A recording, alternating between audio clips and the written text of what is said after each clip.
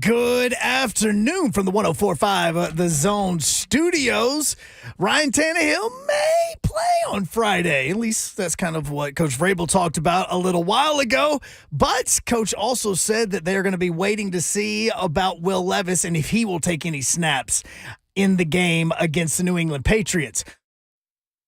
Someone not taking snaps is going to be Corey Davis, at least as of right now. He said that he is retiring, according to Ian Rappaport.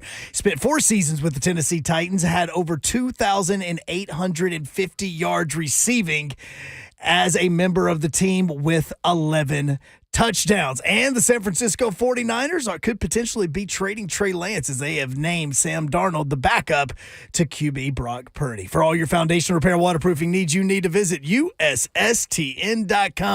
Breaking news at once on your home for the Vols, the flagship station for your Tennessee Titans, as well as home to 3HL. This is 104.5 The Zone.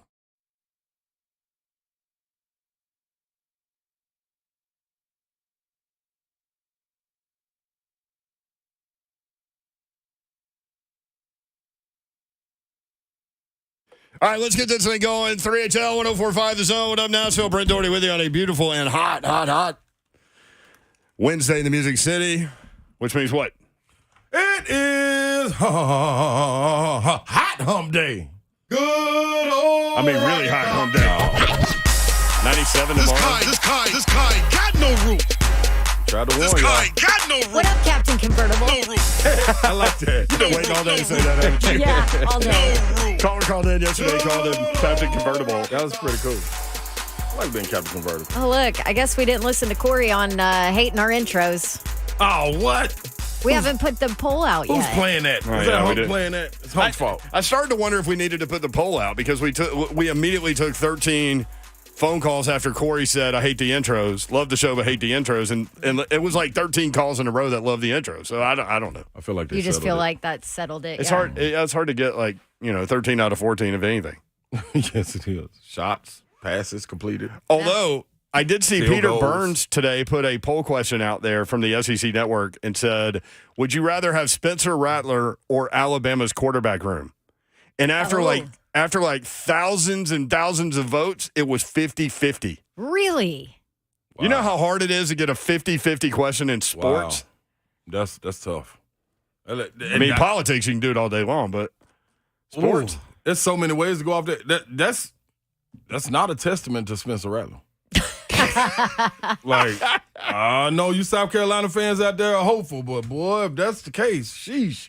They have no idea who they're going to quarterback in Alabama. He's so inconsistent. No, I mean, you hear a different name every day, basically. Redshirt sophomores, true freshmen, like, what? Yeah, but they're highly touted. Without question. Extremely talented. Without question. I mean, they just reload there. Yes, they do. Can we go into, real quick, what Hunk just said in his update? Corey Davis retired. Now, we told y'all he's not going to be on that roster once the season began because he was making $11 million and he was like 4th or 5th. Yeah.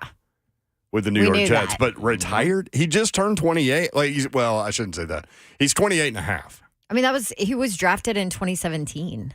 That's yesterday. Is there a way that you can announce 6 years. your retirement and that gets you out of a contract? Like, is that possible where that could be the angle in this where No. he's not, I quote don't unquote, really think retiring? so. Nope. No, because I think regardless, you have to, if he ends up wanting to play or come back, They still have him. they still have his rights, For 1 year. regardless. Like Andrew Luck. Not that they Same want way it. Andrew I don't Luck. Yeah. think. Yeah, I don't think they want it, honestly. But, No, but they do. Yeah. So but they have it, yeah.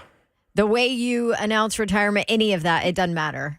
273 receptions, 3,879 yards, and 17 touchdowns. I'll tell you this about Corey Davis, too. And, we always talk about the good guy contest. Great dude. Yeah.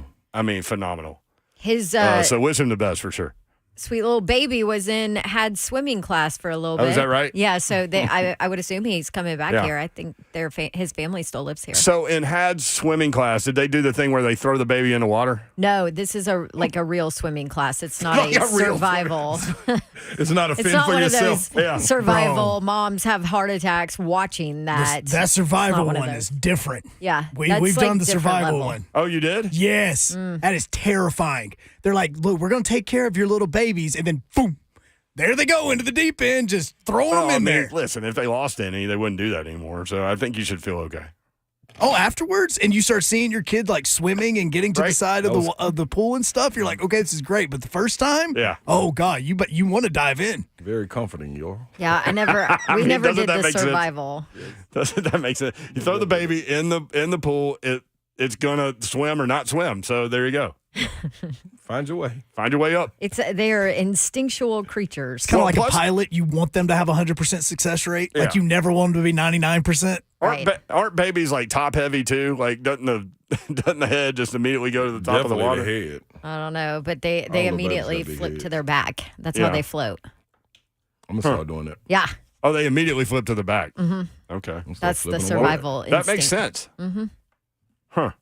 Okay. And then they can float probably because of their head. Well, Buck Rising doesn't know how to swim either. I still think we need to throw him in the water. Should we throw him in, see if he can flip to his back and float? Definitely the deep end. From like a high dive. Can we get him up a high dive? Put him in as long as the deep end. That's cool. So I think it's weird that Buck has no desire to learn to swim. Well, just like point, I think it's weird that Corey Davis retired. Like both of these things are weird today. But it's like, if you don't know how to ride a bike now, why would you learn? Well, swimming is a little bit different than riding a bike. It's not like you're, have to ride a bike to survive at some point. You might have to swim to survive at some point. Yeah. The bike. Poor Buck. Is Rodrigo Blankenship still out there? I got mixed That's emotions a good on him question. now. Why? What did you? Badgley was good today. Great. Stack them. Stack performances. He was 11 of 12. The only miss was 53. Okay, I'll take that. He was 10 for 10 inside. Inside? Why was he inside? But I did read it that way. Well, probably because it was 2,000 degrees out there. She's on Davenport. She's complaining.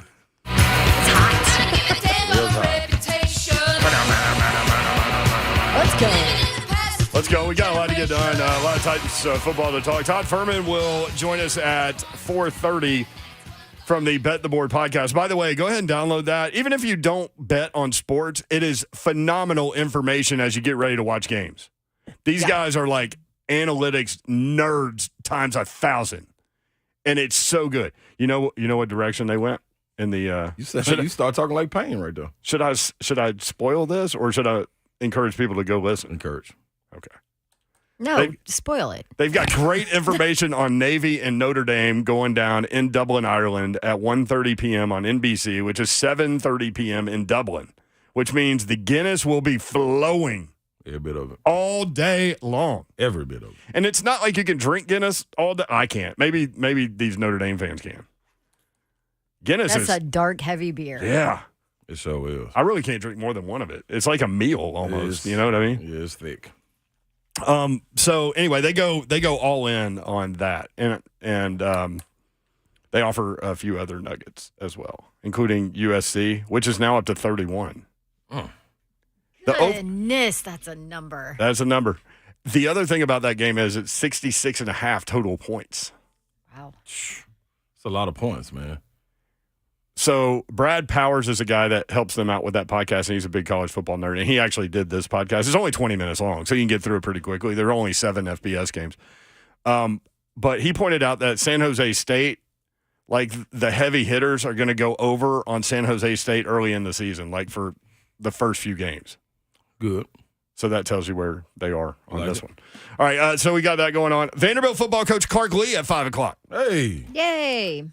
Let's go, Clark. They are one of those games gets to start it all off. He's got to be fired up. Vanderbilt and Hawaii over at Vanderbilt Stadium at 6:30 p.m. on the SEC Network. But if you're looking for something to do, maybe the weather has checked itself before it wrecks itself at that point.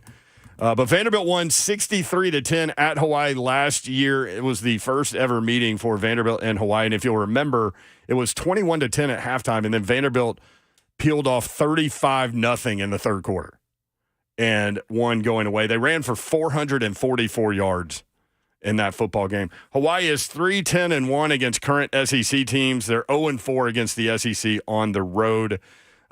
Vanderbilt announced today, or put out on Twitter that 3 players are on the Senior Bowl watch list. Wide receiver Will Shepard is a really good wide receiver. Yeah. Number 14, he's a senior. It's been fun to see him develop. Yep, and then those 2 safeties that are really good. DeRicky Wright, number 2, is a senior, and then Jalen Mahoney, number 23, is a 6-year guy. So those 3 guys are on the Senior Bowl watch list. Timmy Chang, the head coach of Hawaii, threw for 1,000,000 yards when he played there. He's got that run and shoot going. Here's the thing about Hawaii, which I learned on the Bet the Board podcast. They covered Slay in 7 of their last 8 games last season. Hawaii did? Yep. So they started awful, and then they covered in 7 of their last 8 games. Yeah, but what were the spreads? Right. Well, they won 2 of those games. Then they had like 3 one-score games, and yeah, the spreads were big, I'm sure. Yeah. Do you guys want to feel old yet? Sure. Jackson does not know who Timmy Chang is. What? It's okay, Jackson. No, it's not okay. Why is it not okay? Because history. Yeah. Yeah, Do your homework, Jackson. We're big on that. So Hawaii at Vanderbilt. God, we are old. See? 17 it makes and a you half. feel old. Vanderbilt favored by 17 and a half. But again, they won by 53 last year. And Vandy has 8 returning starters on offense, including the quarterback, A.J. Swan. The over-under total on that game is 56. All right, let's get into some Titans information when we get back. Will Levis back out on the practice field today? Will Ryan Tannehill play on Friday? The head coach was asked that question. We'll talk about it next. 3HL 104.5 The Zone.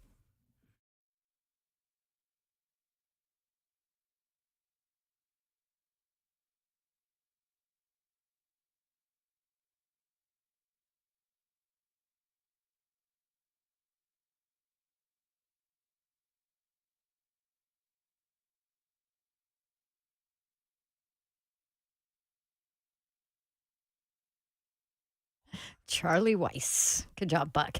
All right, let's talk about organizing your house, maybe your life. That's what I need. But if you need your house organized, whether it's your garage, your pantry, your closet, home office, laundry room, whatever it is, Artisan Custom Closets can take care of it. Say goodbye to clutter. Get a free in-home consultation with Artisan today. Don't just clean out your areas. Let Artisan Custom Closets help you organize them. They have the storage solutions you need. They are owned and manufactured, everything manufactured right here in the USA. Customer service is their highest goal. They want you to feel comfortable. They want you to love what you purchase, and you have a team behind you for the entire process. I know because they put a beautiful organization system in my garage. They stayed within my budget. They installed it in less than 1 day, and they're amazing. You get your own senior design consultant, and she will personalize your space to fit your needs. That's the first visit to 3D plans, lays out all your options and costs. Artisan Custom Closets does it right, and they're affordable. Give them a call, 615-800-2199. Maybe you want that show-stopping closet, and now's the time. Now's a great time because Artisan Custom Closets will give you 10% off if you're a Zone listener. Tell them you heard about them from Dawn. Boom, 10% off. 615-800-2199, artisancustomclosets.com. All right, people. Summer's a time to feel and look your best. We're right there on the edge of it, but it's just hot, just like summer, so don't be confused. I'm not talking about your abs and your tan, though, that you need to get right, guys. I'm talking about your hair. Going into the fall, let's get it together. Restore that bald spot, reverse your receding hairline, or add volume to decades of thinning during Advanced Hair's once yearly summer savings event. Advanced Hair's simple one-day treatment begins to regrow your own natural hair the very next day, and it can even grow for life. Did I mention Advanced Hair even guarantees your new hair will grow? Take advantage of your flexible summer calendar and get the most hair for your dollar during Advanced Hair's best offer ever. The summer sales event is on for a limited time, though, so schedule your free consultation and get the details today. The number is 629-348-HAIR. You got one-day treatment, life-changing results. With Advanced Hair, your new hair is guaranteed to grow. Check out the incredible before and afters and get your savings details while still available. That number is 629-348-HAIR, or always at advancedhair.com.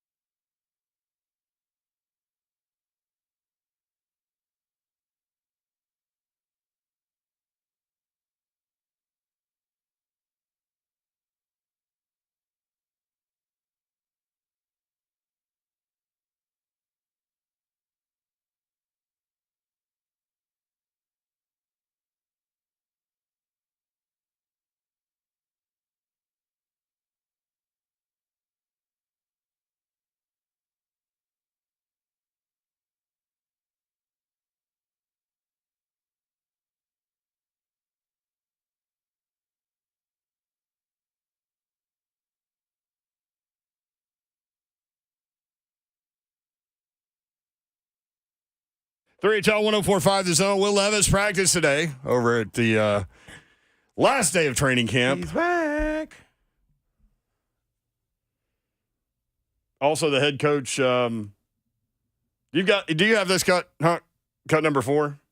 Mike Vrabel asked about Tannehill playing on Friday. Well, but hopefully that hasn't changed since they got here. I mean, hopefully they're fighting every day on earning the right to be here.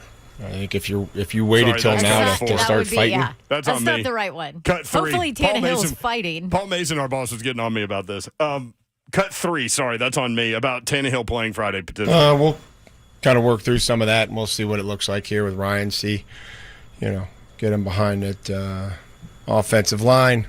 So I, haven't made a final determination, but that's a possibility. Coach Mack joins us now, presented by Two Rivers Ford. Yes, Dawn, before Coach Mack jumps in? No. You had a facial expression. I mean, what did that just tell us? Nothing. I don't know. Maybe I'm reading too much into it. It kind of tells me that he will play a little bit. Coach Mack? Hey, Don Davenport, I can tell you something. I'm sitting here in the parking lot waiting for Two Rivers Service to come bring my truck back that they had worked on. That Two Rivers Service, that mobile service that they have, is legit. I mean, legit. I called them yesterday. They came and picked it up, gave me another truck to drive, and then all of a sudden, they're bringing one back. I can't tell you how happy I am about being on the Two Rivers 4 team. All right, what are you asking me? Well, I'll ask you that in a second, but I'll tell you this. It's West Texas hot out there. Let me tell you something. This is breathing mayonnaise weather here, folks. I mean, it's straight running, breathing mayonnaise weather, because it's hard to get a breath that you really like when you're outside, especially if you're running and doing things, and it just saps you. It saps you really, really quick. Have you looked at a weather map with this heat dome over here? I don't know what color of red that is, but it's dark red. Hey, before we get to the Titans, Steve McMichael on that Hall of Fame list. I know he's second all time, and I know you had him with the Chicago Bears and those incredible 80s teams. What do you think about him? Yes, the best. Ming, Mongo, whatever you want to call him. Steve was one of the best defensive tackles I've ever been around in my life. He and Dan Hampton were 2 defensive tackles, and then would move free agent every now and then. Steve McMichael, the smartest defensive tackle I've ever been around. And, of course, Mike Singletary played behind him for all those years. And McMichael and I would talk a lot, and he could tell me during a ball game, he said, look, here's what they're getting ready to do, because this guard is closer to the center. They're quick setting me, so you tell your midget linebacker to back up a little bit, and I'll keep 2 people off of it. I mean, I am just telling you, the guy, I love Steve McMichael. Breaks my heart, but Hall of Fame worthy. Hall of Fame worthy. Steve McMichael, the best in the history. I mean, I love him. Love him. I love talking with you about those 80s Bears teams. And the 85 Bears is my favorite team of all time. Not my own, and then you get there in 86, and it's, the same group. But I'm glad you brought up Dan Hampton, because those 2 defensive tackles, a lot of times defensive tackles are basically their job is to keep interior offensive linemen off the linebackers, which they did, but they were so productive in terms of getting up the field too. No, they were incredible. And look, once Ming goes into the Hall of Fame, that'll be 3 out of the 4 defensive linemen on that front 4 that are in the Hall of Fame. Think about that. Richard Dent, Hampton, McMichael. Think about that. As I say, that team that I was introduced into this league on, that defensive football team, never be another one like it. That's dope. All right. Is Ryan Tannehill playing on Friday? Don, what'd the head coach say? Nothing. Absolutely. Okay, well then, maybe. Hunk, what'd the head coach say? Then how would I know? Stuff. No, I heard him. Look, I don't know, but we'll find out. I will find out exactly when you do. But he makes a point of putting him in there some behind that first offensive line, because the first offensive line has played 27 snaps in the first 2 preseason games. So there's a possibility, yes. Would you play Ryan Tannehill if he was your starting quarterback in the 3rd preseason game, knowing that you had the Minnesota practices, but you did not have the Patriots practices that you thought you were going to have? Wouldn't bother me. Wouldn't bother me, especially, I know I'm not going to play him the whole game. And plus, look, if you're, I've done it before, and if you want to play your quarterback and let him get rid of the ball quick. I mean, I'm not going to play my starting quarterback in the third preseason game if I think they're going to blitz me till the cows come home, or if I put him back there in a 7-step drop where he's holding on to the ball forever. Yeah. Do coaches talk about that prior to preseason games? You talking about with the other coaches? Yeah. Not really. No, Okay. you talk about it more when you're working against somebody, just like we did in Minnesota. Okay. Because what Kevin O'Connell and Mike Vrabel talked about up there was, and I know they did because they said bring it all. Yeah. Because Brian Flores was bringing the house and plus whatever was out in the garage. And that was great work, right? Oh, it was great work. Yeah. But that's what they wanted. But before the preseason games, normally you really don't. Although it's the Patriots, and if anybody knows Bill Belichick, it's Mike Vrabel, right? For sure, Mike. I mean, they know each other very, very well. And so, here's what they both want to do as head coaches. They want to evaluate, finally, for the final time live, some of their young people, but they want to get, in 2 weeks, they want to get their starting team to the starting gate healthy. That's what they want to do this game. Yeah. Coach Mack, let me ask you this. Going into this last preseason game, you got a lot of guys you got to filter through, and a lot of guys have made strides throughout the training camp, some from OTA, some guys just signed. That's a great problem for you to have as a coach, kind of having to get down to this 53-man roster, and how much does that depend on this last preseason game? Well, some of it does, Ron, but really you don't have a lot of them to filter through. There's probably 4, I would say maybe 5 slots open on this roster right now for 53. Okay. That's about what there is. So you have an idea, and you very well know. The other thing to keep in mind, guys, and don't everybody get locked in on this 53 that will be named. Right. Is not going to be the final 53 because the pro personnel departments are scouring the league right now. You talk about everybody being released at once. Everybody's cutting from 90 to 53 at once. That's a lot of people on that waiver wire, and these scouting departments, pro scouting departments, have been busy lining up people to look at. So don't even believe that this 53, if they even, you may not cut down to 53, you may cut down to 52, or because there may be somebody you have in mind that you want to go get. So there's still a lot of manipulation with rosters to go, even after, the final cuts here. The other thing to keep in mind is this. That whole first week thing and guaranteeing the contract for vets in the league is a big deal, too. Because if you can wait and sign one of those guys to the second week, then their contract's not guaranteed for the whole year. So you got a stable of running backs now. You got Chestnut, you got Tajay, of course, and then you got the King. That's 3. You got to take 3 quarterbacks with you. You need some wide receivers maybe just in case. Like what would you cut out in order to keep? If that makes sense, Coach. Well, it does make sense. I understand what you're saying. Well, just start putting a pencil to it. I mean, if you keep 25 offense, 25 defense, and you keep 3 kickers, okay, 3 special teams guys, that's your 53, correct? Right. Yep. All right. Now, just working with the number 25, and it doesn't have to be even. You don't have to keep it even. I've had years where I've been uneven on offense. I've had years where I've been uneven on defense. But if you just go 25 right now, and you want to just start doing a little math on your Big Chief tablet there, the thing that you need to do is just start putting them down and see how it fleshes out. Because the mathematics is the same, for you as it is for them looking at it. Now, they got inside information. You don't. Right. But you at least have an idea when you start looking at it. So just start with that premise.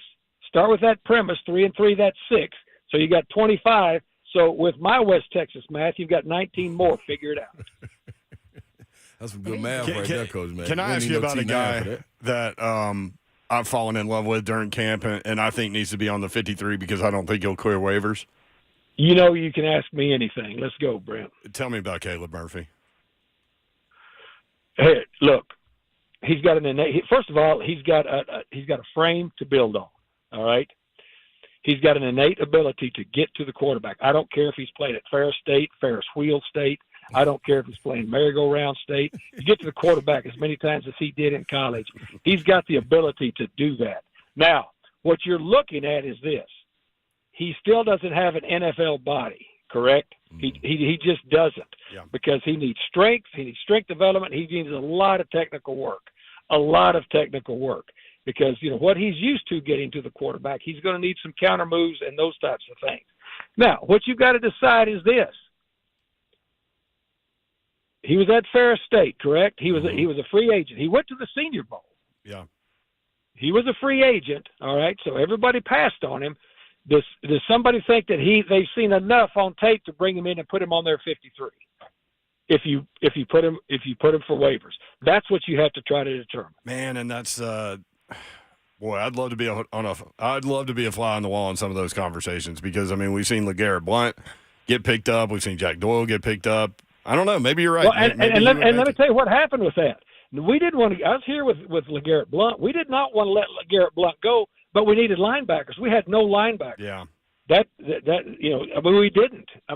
So we thought, and if you'll remember, we took LeGarrette Blount when nobody else would touch him. You remember that, right? I remember that. But Jeff Fisher said, "I can handle him." No, I can handle him, and so he brought him in, and he could, and he did, and he wanted to be here. He didn't want to leave when he got the chance to go to Tampa, but you've got to, you got to be able to go, and you got to be able to go and do that. So. And Jack Doyle, I wasn't here when he was when they released him, but Mike Keith has said the same thing. They needed other positions at the time. They didn't want to let him go, but they needed other positions at the time, because you can't petition the league and say, you know what, we really like this guy, so can we just keep him and then keep 54 instead of 53. That's the decisions you have to make. It's always hard at the end, too. And how different is it this year, too, Coach Mack, with I feel like in years past it's like been cut down kind of slowly, and so then you can get another look at a guy that maybe somebody cut. You know what I mean? Like, how different is it this year with no, progression?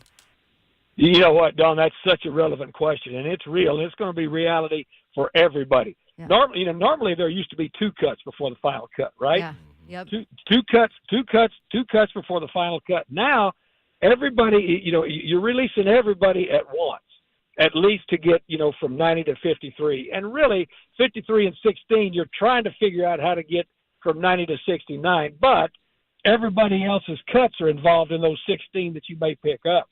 So it's going to be, as I said earlier, it is a flood. It's a tsunami of players on the waiver wire this time.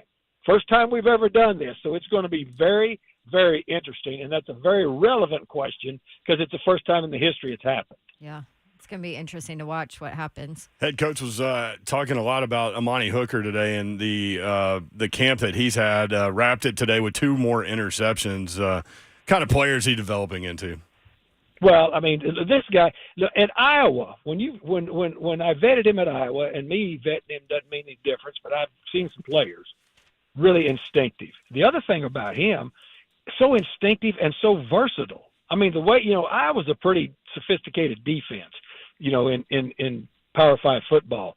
And all the things that he played, the many positions he played in college has translated to this right here, but extremely instinctive. We've got 2 very instinctive safeties on this squad. He and Kevin Byard are as instinctive as safeties and as versatile as safeties as you could get. Thus, you've got 2 pretty highly paid safeties playing back there. But he's had a very, very, very strong and healthy camp, Brent. He really has.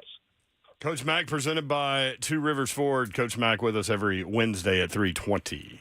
Mac, do you go right now during this period after the preseason game? Do you go to a deeper install because you got 2 weeks to get ready? Do you go at a deeper install as far as strategy and the implementing anything else game or you take what you got and just sharpen it up? You start game planning. Okay. It's different now. Now, what you don't do, Ron, and the question is important in this aspect. What you don't do is you don't give your game plan to your players too early.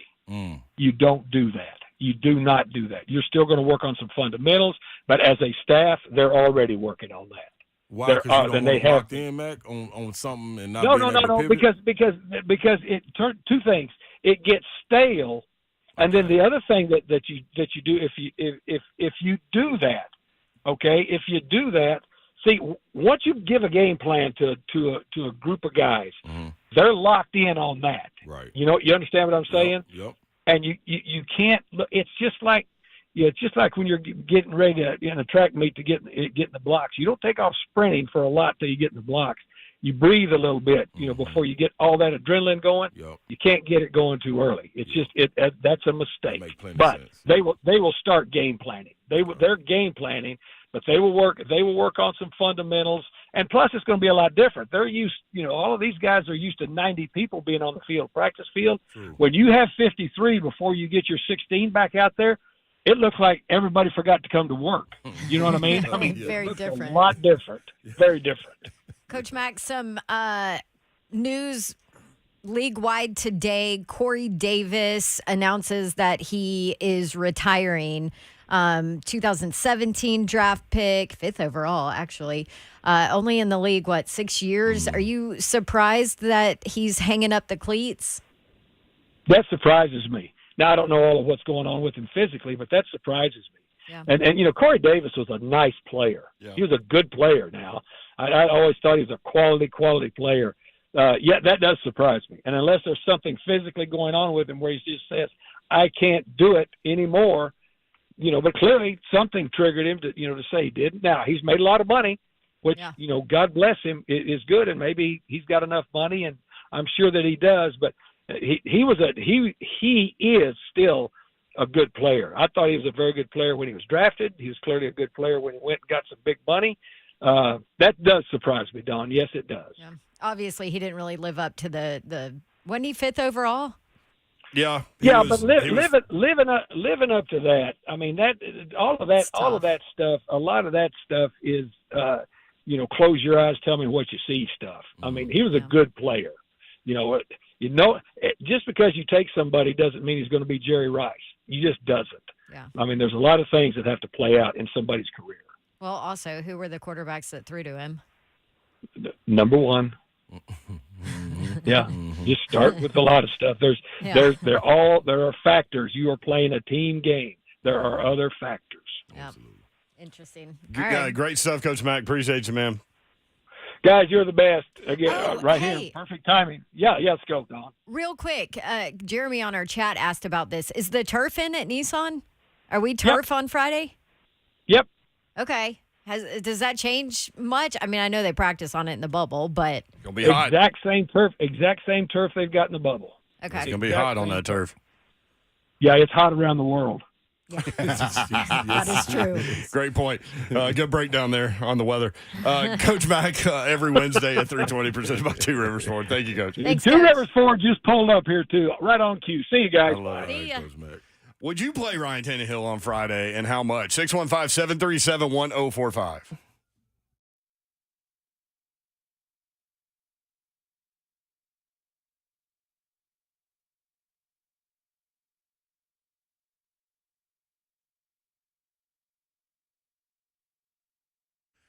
Yeah, speaking of Titans, it's the year of the throwback. The nice Houston Oilers throwback unis are back, and Two Rivers Ford is jumping in, too, and put their 1983 throwback on the big billboard off of Interstate 40, right by the dealership. That's, when they came to town, founded 40 years ago, way before Nashville even thought about having a professional football team.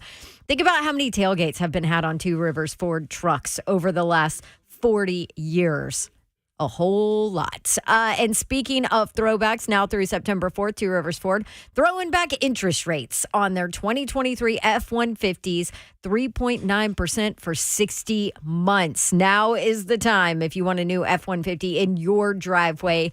Click tworiversford.com, call them, or go see my friends at Two Rivers Ford. They're in Mount Juliet, just 7 miles east of the airport, and they have a monster selection, always the best prices. And now 3.9% APR on 2023 Ford F-150s at Two Rivers Ford. Go see them, Two Rivers Ford, powered by Ford, driven by people. What's happening, people? Ron Slay here, man. I am a day closer to getting this holistic stem cell therapy done, and I'll be able to give you firsthand recaps of exactly what it does. You can watch me go through the process, similar to how you did with me on my weight loss journey, bringing sexy back. Now I'm bringing activity back. Sexy and activity back. Your body, your cells, your solution. You can get in on the same thing that I'm in on right now. Even if you don't, even if you're just considering it, call and get a free consultation right now. 615-850-4415. That's KELLUM stemcellinstitute.com. You got to dive into it, man. This is not only for athletes. This is for maybe friends or family members that you know have been into a car wreck or some of that nature, and you want to get them healed. You know what I'm saying? Like facial and body scarring, all of this helps. People with autism, anything. I'm telling you right now, your stored cells will be put right back into you, and it makes this far more cost effective as well. Your body, your cells, your solution, 615-850-4415, KELLUMstemcellinstitute.com.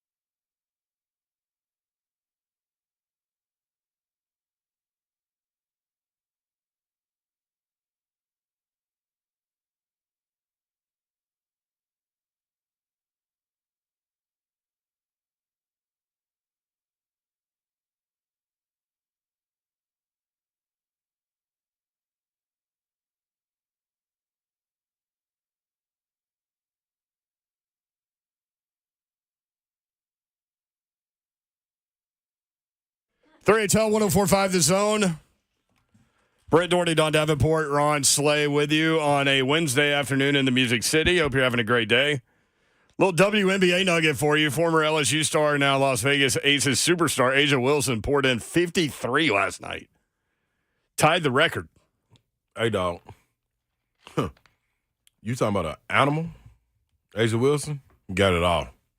Got it all, man. I just need to see her show up against the New York Liberty. Like, that's what we want to see at the end of the day. That's who the championship is going to be. Aces versus Liberty. We got to see them show up against Breonna Stewart. She ain't showed up yet. I love how much you support women's basketball. Yeah, I knew I could bring that up, and you would know every detail of what was going on in the league. I love it. Even though we don't talk a lot about it. Another Major League Baseball note, the New York Yankees have lost 9 in a row. That's their longest losing streak since 1982. They haven't lost 10 in a row since 1913. Let's go. 110 years. Couldn't happen to a better team. Yeah, that's right. I mean, it could. It's the other team that's in that city is also doing amazingly. So it's a New York thing. Thompson Bowling Arena at Food City Center is a thing. 10 years, 20 million-ish. I saw that. I wonder how much Do you that have an has. issue with that? Kind of. I'm waiting for it because I want to say, if I remember correctly, you might have gone in on the Yum Center and like Papa John's Stadium and That's right. what is it? Kroger Field. Kroger, yeah, I believe you went in on all of these. So I'm just wondering how you feel about the fact that the arena that you played in is the Food City. Yeah, so arena my problem with it is, Babs, they still got TBA on there, but it's got to be because of what they're about to build in the middle of Neyland and Thompson Bowling, that little miniature city, like what you were talking saying about, they want like the money Battery for Park that? and all that. Yeah, like maybe that's going to be an extension of that. You know, I you can flow right in think there. that's definitely It's true. got to be because come on, man, this TBA, man, this the bowl. So Food City, isn't Tommy it? Bowl. Well, and it's not like they made it the Food City Arena. I Right, mean, it's still right. Thompson Bowling Arena at Food City. What is it? Court Center. Yeah, center. And I see they. So you're they, saying Food City Center will be It better like be- the it better be some good entire food. development. Well, I get a and Yum Center that. Yum Center got some great food. I kept seeing this story today, and I think people forgot about that they're developing all of that land outside. Yeah, In between Neyland Stadium and Thompson Bowling Arena. Yeah, so At Food City Center. I do remember just a massive Kroger Field rant at Oh yeah. some point. Though. Oh yeah, I would not fool with it. Yeah. Oh, that's right. Yeah. Do you remember? Have y'all seen any Food Cities though? Yeah, they're around. Are they? I ain't been in one in a Apparently long they're time. around if they're giving They got to 20 be up mil. there in Knoxville. Yeah. They are in Something, Knoxville. yeah. There's one on Paper Mill Somebody in buy some Knoxville bacon that I used to somewhere. go to. yeah, there it is. Yep. So I'm cool with it. Make sure it better be on point. Food better be phenomenal. If I want to go grocery shopping at halftime, get a couple little sandwiches, let me go and go get that. They ought to be right I don't there. know if Food City is that kind of a. Ain't gonna be no deli section. I don't think it's like pub subs or anything. I can't go get that. I don't. Some cereal. I don't think Food City is that kind of a grocery store. Cereal at halftime. Right? Yeah, no, they are. No, they're a grocery store. No, Like, I full on. know that, but I'm saying like For They me got going food there. and everything. Yeah, you know what I mean. they have groceries. They better have them. Just a little small little mini mart. There's one at Paper Mill in Kingston Pike that we used to go to. I need it in Thompson Bowling. That's what well, I'm I guess gonna that's the idea. I don't know. do. Okay. All right, Ryan Tannehill, do y'all play him Friday? If so, how much? Because I think they had a plan to play the offensive line, but then they went 3 and out, and then 3 and out, so they came back again, ended up playing the whole first quarter. I'm fine with them not.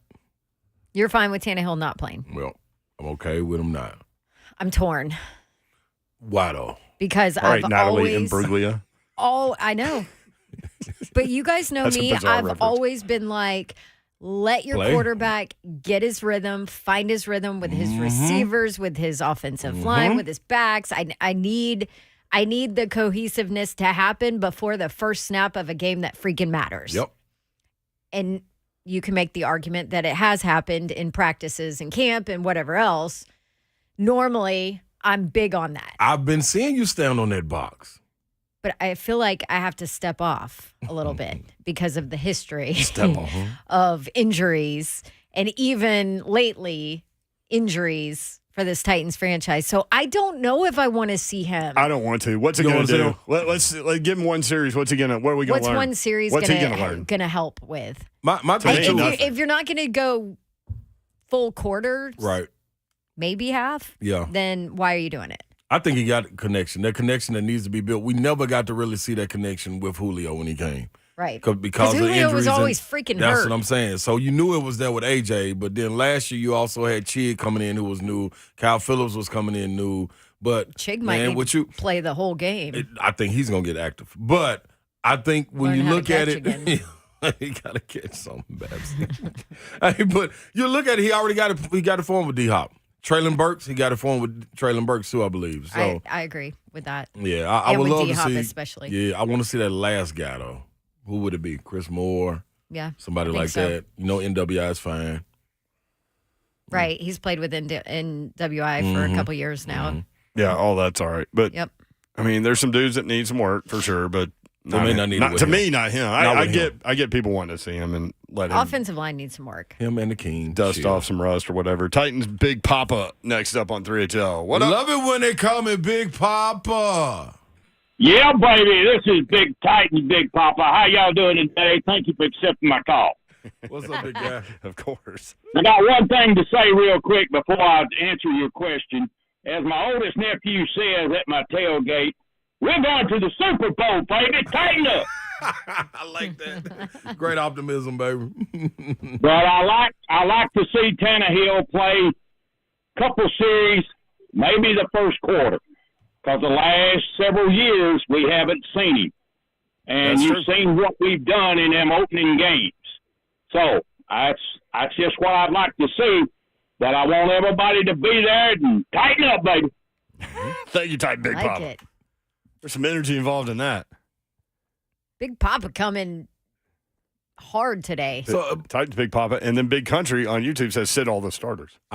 Except the line. I'm with that. My question is, though, when you look at it and you talk about a guy like Tannehill, wouldn't you feel the exact same about Derrick Henry, too?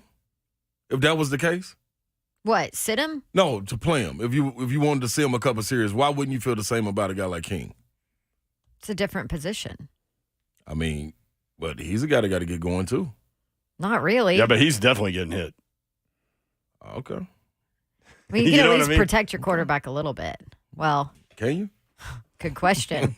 Offensive line. I guess you should ask your offensive line. Maybe you should play him Friday to find out. Let him get hit. Just saying. He seemed anxious to get out there. So, okay, we'll see. Come in. I mean, I just think you can't compare running back to quarterback as far as playing time in a preseason game. Let's grab because like Derrick Henry's going to do what Derrick Henry does regardless. Okay, that's true. I like it. Let's get Alex in here from in Nashville. Alex, what's up? Hey, like Don, normally I'd say he definitely needs to play for the timing, but the timing's going to be irrelevant because Traylon's not going to play. Kyle Phillips probably isn't going to play either. Definitely so he's going to get timing with guys that aren't going to play many snaps week one anyways. And then number two, the other reason why you would want him to play is get used to, heat, playing in the heat. Week one's a dome on the road, so you don't have to worry about, the acclimation period. So I think you sit him. It is what it is at this point, and hold your breath for no injuries to the rest. But that line needs to play half the game. Yeah, well. Agreed. I mean, they played the first quarter in the last one after playing one series in the first one. I'm comfortable with one quarter. Another quarter, yeah. I'm with you on that. My buddy Russ Berry deals, he works in the food business. He said, I deal with Food City, based out of Abingdon, Virginia, around 125 stores, East Tennessee, Chattanooga, North Alabama. Closest to Nashville is Cookeville. Are they going to have a deli meat in there? Well, I'm trying to figure out cooler It's going to be turkey the one sandwich. in the country that doesn't have it. Cooler turkey sandwich with a microwave right there. So you put it in there, put the Swiss cheese in, lay it in there for about 10 seconds. Come on out. Let's go on back to the game. How long do you expect halftime to be, Slay? 10 seconds. What you want me to do? Hey, back in the day at University of Tennessee, you would always get your sandwich at the cafeteria steamed. They called it steamed. Every single time. It was amazing, too. Turkey and cheese, steamed. That's what Mama Goldberg's, the best place ever in Auburn does. It made the hoagie bread like a little damp, too, and hot. Don't you come with Mama I Goldberg's ventured down there. I No. will take you down No, you don't go to the Right ocean now. and not get seafood. in this studio. Okay. You did not go to the Okay. original Mama Goldberg's either. And you got a salad. Chicken salad. A freaking salad. Dude, I was It craving was chicken good. salad It was today, and I good, couldn't though. find any. You don't go to Mama Goldberg. Let me have that. What is that? A beef jerky? Yeah, do you want this gigantic Yeah, beef jerky? that's gonna be my Ooh, I'm stick. good. Where are we going tonight? Barbecue joint. What you getting? Salad. You listen to me, Ron Slay. You don't go to Mama Goldberg's and get a freaking salad. You broke my beef stick. Hopefully I get another Calm chance. down with that meat. Hopefully I get Why another do you chance. have a What was it? The 5-foot-long nachos? Is beef that what I was jerky? supposed to get? That is Yes. that is Got it. protein Dorito right there. nachos. Get it next Davenport. time. think- Dorito nachos with peppers. I think the Okay. beef stick hit your camera too, because now you're not on camera. Mama Goldberg. I did. Messed up my camera. Sorry, Hog. All right, we need to take a break. It's the beef. When we come, where's the beef? When we come back, hear from QB1 and the head coach next. 3HL 1045 The Zone.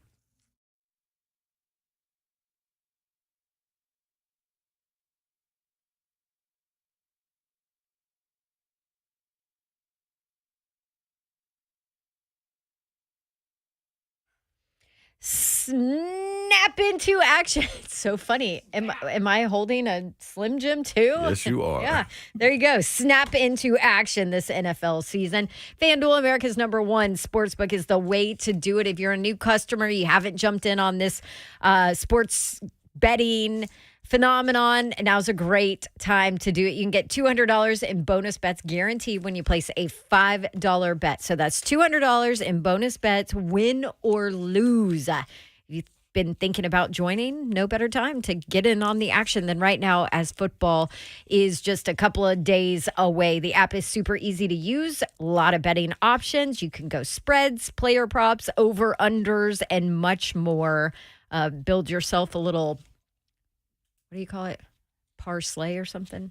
Yeah. Visit FanDuel.com/Dawn. Kick off the NFL season. FanDuel, official partner of the NFL. You do have to be 21 and older and present in Tennessee. First online real money wager only. $10 first deposit required. Bonus issued as non-withdrawable bonus bets that expire 7 days after receipt. Restrictions apply. Terms at sportsbook.fanduel.com. Gambling problem. Tennessee Red Line 1-800-889-9789. Get up off that roof. You better. Yeah, that's Chim Chimney, man. That was little James Brown. But Chim Chimney is telling you the same thing. Too hot for you to be trying to look down in the chimney and you doing it cleaning. Let them do it. Let them take care of all of your needs. I mean, when Chimney service that, repairs, restorations, makeovers, whatever it is, they're going to fulfill your needs, man. Over 63 years of experience, specializing in all aspects of fireplace and chimney services, from inspections to estimates, full rebuilds and repairs. So if you require chimney cap installation or waterproofing, they'll ensure that it's going to be up to code requirements and ready for use. Also, dry vent service, jar repairs, outdoor kitchens, outdoor fireplaces, all of that. Even when entertaining, you got your fire bowl ready? Yeah, I know you want to fire it up, sit back there, watch some games, entertain some people. Make sure it's all right and ready to go. 615-364-8987. Get that hot summer special now. If not, you'll miss it. Chim Chimney.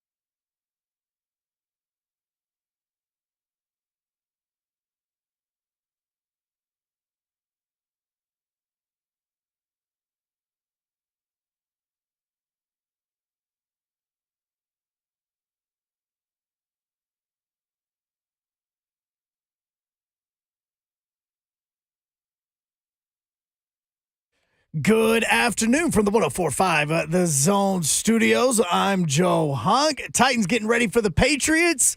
Is Tannehill going to play? Is he not going to play? Coach Vrabel says, we'll see after practice, which is right now, so we still don't know. But he does know that he is going to wait to see how Will Levis practices so that he can make a determination on how many snaps the quarterback, if any, will be taking. Corey Davis has announced that he is retiring, according to Ian Rappaport, as well as his own Twitter feed, because he tweeted out a nice little pretty picture. 4 years with the Titans, 2,851 yards receiving, and 11 touchdowns. In Nolensville, 6 o'clock tonight, elimination game as they're taking on California. The winner of that will go on to play the loser of Texas and Washington tomorrow. For all your foundation repair waterproofing needs, you need to visit USSTN.com. Breaking news at once on your home for the Vols, the flagship station for your Tennessee Titans, as well as home to 3HL. This is 104.5 The Zone.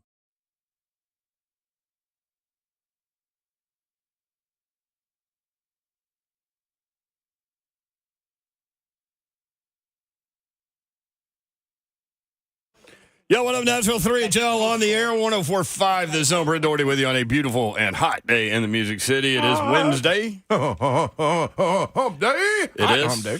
Hot hump day for Ron Slay in the Boom Boom Room shirt. I'm in the building. And from Nashville, Tennessee, at 6'8", Walking in the power food city. forward, Ron Slay. Y'all better buckle up, because this car ain't got no roof. Let's go, baby.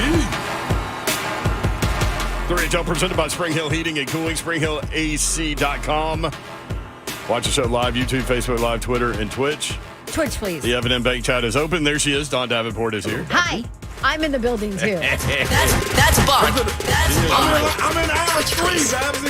Twitch, please. Try to get some cereal. Come on with me in Food City. What? Deli meat. They played the basketball intro. Oh, I yeah. was saying, Yeah, I didn't know if you was walking around the grocery store with me looking around. Yeah, that's right. let Looking you know for where I am. deli meat to heat up with cheese. Yeah. They got microwaves in that joint. Yeah, steam that sandwich. That's what we did at Tennessee. Hunt mentioned Nolensville Little Leaguers. They play another elimination game tonight at 6 p.m. Stella Weaver tied a Little League World Series record for hits by a female in the tournament.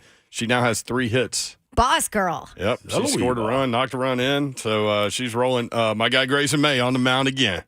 Man, Grayson's going. Let's go, G-Dog. All right. Get this thing rolling. By the way, sorry to Corey for playing our intros No, today. don't be sorry. He's okay. Doggone it. He's okay. He still loves the show. Hunk's fingers keep He slipping. doesn't love the intros. Yeah, sorry about that. Do you have that call from yesterday, just in case people missed it and are wondering what the hell we're talking about? I do have it. I do not have it at this very second, but I do have it saved. Okay. He's Well, like, that's why are you asking for that, jerk? Right. You remember that thing we did 14 years ago? Do you got that saved somewhere that we can grab right this Your second? will ask for it yeah. from back Listen. there. Come on, Hunk. How good are you? good. I did your job. I understand what goes on back there. And I know that you like to park things on hotkeys a lot of times. So I just asked the question. That's it. That's all. In the meantime, In between time. the Jaguars have made the playoffs in back-to-back seasons. They haven't made the playoffs in back-to-back seasons since 98-99. Wow. They're trying to get that done this year. Well, Do you think they fall back now that everybody's jumping on board? No. You don't think they fall back? I No. don't think they fall back. I just think they don't make it. They've got a really good roster, but they've No, had I a really think good they're roster for a good. while. No, I do too. I just think. Yeah, that- but they had a disaster coach that Yes. I think held that roster back. They've gotten rid of that. They're in a different spot. I mean, I think the Jags are the ones to beat. I feel like I Somebody's feel watching. like I need to pull out the whiteboard. If you are able to stand on that comment, Babsy. Because I feel that the winner of the AFC South will be the one making the playoffs. Won't be 2 teams from the AFC South. So that will eliminate, because I already made my bet last night, futures bet, that the Titans are going to win the AFC South. so. You're on the Titans for the AFC South. Yep. I got a whiteboard. I'm not ready. yet. Should I wait on the whiteboard? Yep. Okay. You can put it on the board. Yes. I think it's going to go down to the last couple weeks of the season. Like, I think it's going to be tight. But if you got to make a futures bet, What do you I think? would bet Titans because they're plus 325. There's value in that.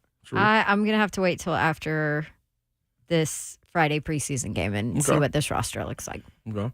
I do. Now, I will say they got weapons, and I've been peeping them, sneaking and peeping them. Sneaking, peeping. Look, they look Jags good. are the one to beat. Laugh out loud. No, the Jags are legit now. They won it. Now, the Titans had to go on a 7-game losing streak with guys hurt and everything for them to get it. True. But, including the quarterback. yeah, I'm saying. Right, but they're still. But they did it. They win it. They ain't no the asterisks rest of the about it. AFC South is a debacle. Right, Oh, but so- it did come to your point, though. It did come down to a game where Josh Dobbs is out there trying to beat them, and he'd been here for 15 days. I agree. Just saying. But that was last year. But these guys got a That chip was on their 1 year shoulder. removed from disaster Urban Meyer. Who do you feel has more to prove walking into this year, Titans or Jags? Me? Titans.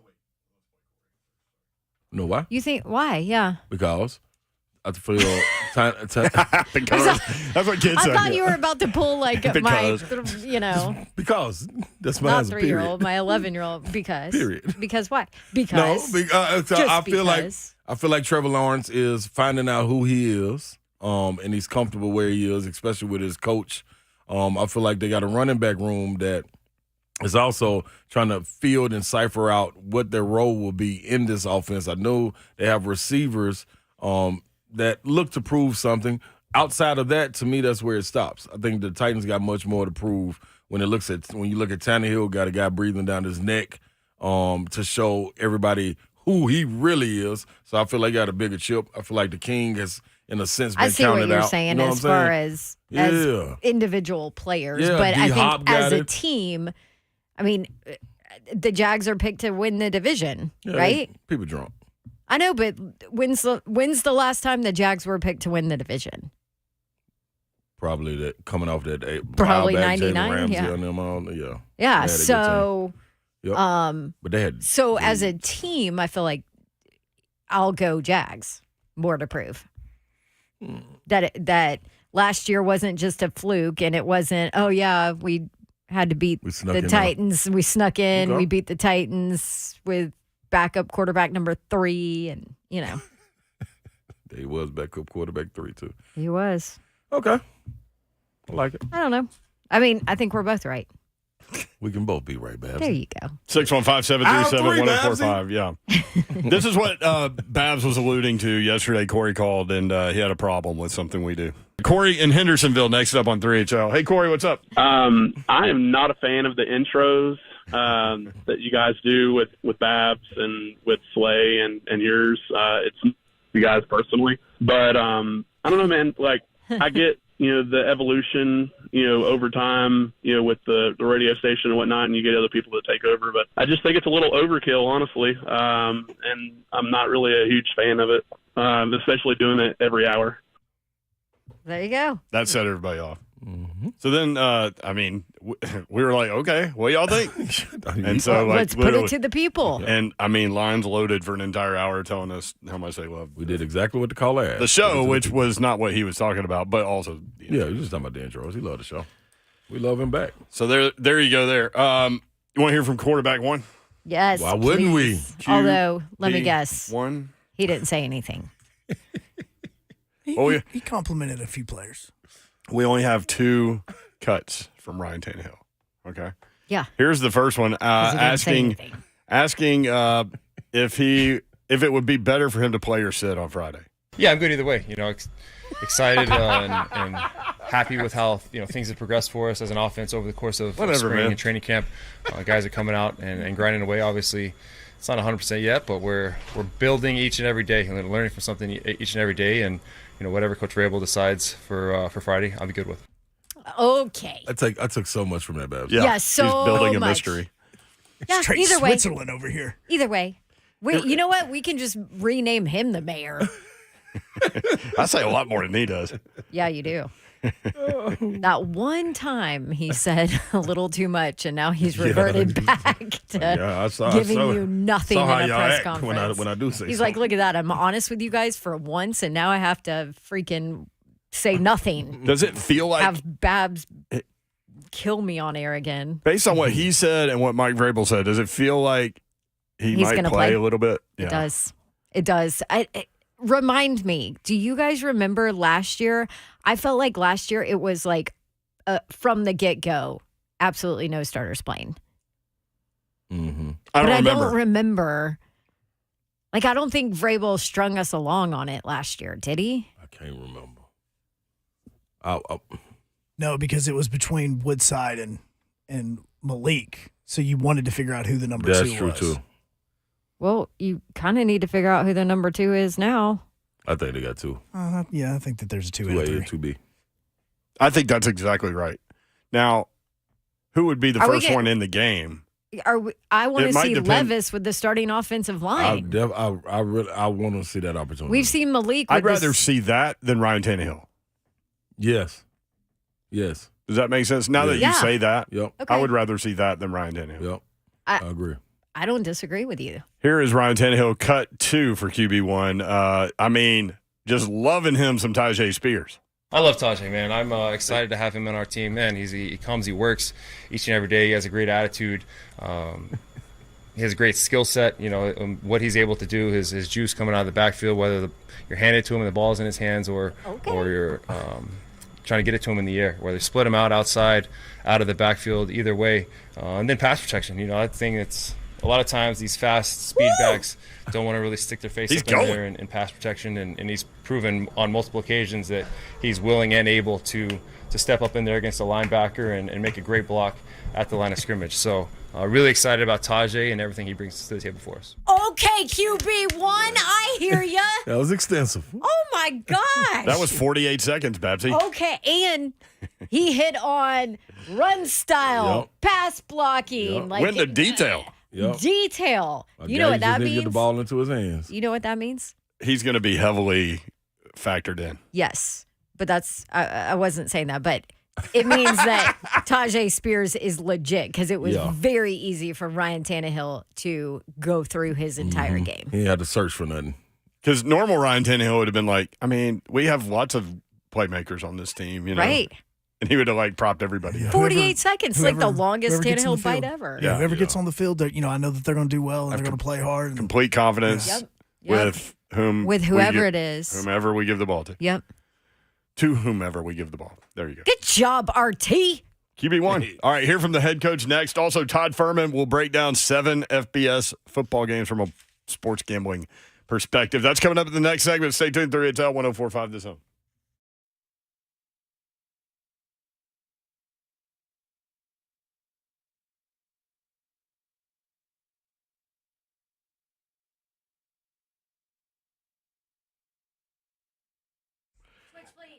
She said Twitch, please. Maryland Farms Wine and Spirits, you need to get stocked up for the weekend. Also, it is Wednesday, which means it is Senior Day, so go in for special discounts if you fall into that category. Every day they honor the military discount. Case discounts every day as well. Maryland Farms Wine and Spirits, located, oddly enough, in Maryland Farms in Brentwood. 101 Creekside Crossing by the Publix. Open Monday through Saturday, 9 a.m. until 9 p.m. Closed on Sundays. Delivery through the Maryland Farms Wine and Spirits app. So go ahead and download their app where you get your apps, Maryland Farms Wine and Spirits app. They offer curbside pickup as well. Maryland Farms Wine and Spirits, locally owned, serving Brentwood for more than 17 years. And you've got a big professional and amateur sports weekend coming up that you need to get ready for, and Maryland Farms Wine and Spirits can help you out. They are there to help you maybe broaden your horizons on the bourbon aisle. Some incredible selection of wine, craft beer, tequila, cigars, whatever you need. Maryland Farms Wine and Spirits there to help you out. MarylandFarmsWS.com, the website again, 101 Creekside Crossing in Brentwood by the Publix. Maryland Farms Wine and Spirits. Best value in live TV and streaming. Xfinity Internet and Now TV. That is exactly what it is. It's the best network for watching all of the entertainment that you love. You won't miss a beat, whether it's live TV, sports, your favorite show, your favorite movies. It's all on a network made for streaming. So you can watch what you want, when you want, and sit back and enjoy. Get way more into what you are into and stream on the next generation Xfinity 10G network. Switch today to get a great deal on a great deal of entertainment. That great deal now through August 28th. You got a couple more days here. Get internet on the Xfinity 10G network for just $30 a month for 12 months with no annual contract. Plus, Add Now TV with Peacock Premium, $5.99 a month value included at no extra cost for just $20 a month. Go ahead and switch today. Go to Xfinity.com/10G, call 1-800-XFINITY, or just stop by and walk in and visit a store today. It does require paperless billing and auto pay with stored bank account. Restrictions apply. Now TV requires Xfinity internet, equipment, taxes, fees, extra after promo. Regular rates apply. Actual speeds vary.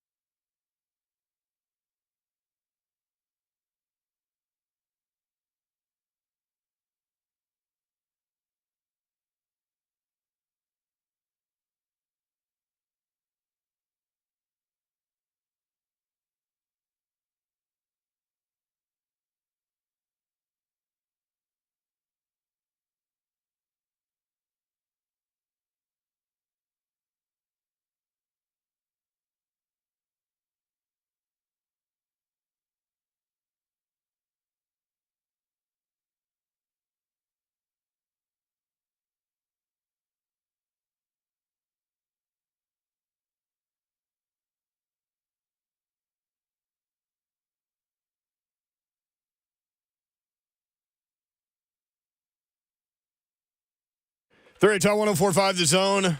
That is the Bet the Board podcast theme song, Todd Fuhrman and Pain Insider. And they do have the Week 0 college football preview out. It's only like 20 minutes long, so download, rate, review, subscribe, all those things. Because there's only, 7 games? Yeah, and Brad Powers did it. He spent most of his time on Navy and Notre Dame. But there's some other picks there, too. And again, Did they pick my game? No. I did. What the heck are they doing? What do you mean? It's Why New do you Mexico mean you got State. me? So? It's not your game yet. That's next week. No. Yeah. Oh, it is. You are doing this game. Where am I? You are going to Las Cruces. I forgot. You're not with us on Friday when we're at Nissan Stadium broadcasting live. I'm like, does he think I'm working next week? I do. Yeah. I think I kept saying that yesterday, too. You did. I was confused. I'm like, I don't. UMass at New Mexico State. New Mexico State favored by 6.5. Yep. I even wrote down Don Davenport gets to them next week. I wrote that down.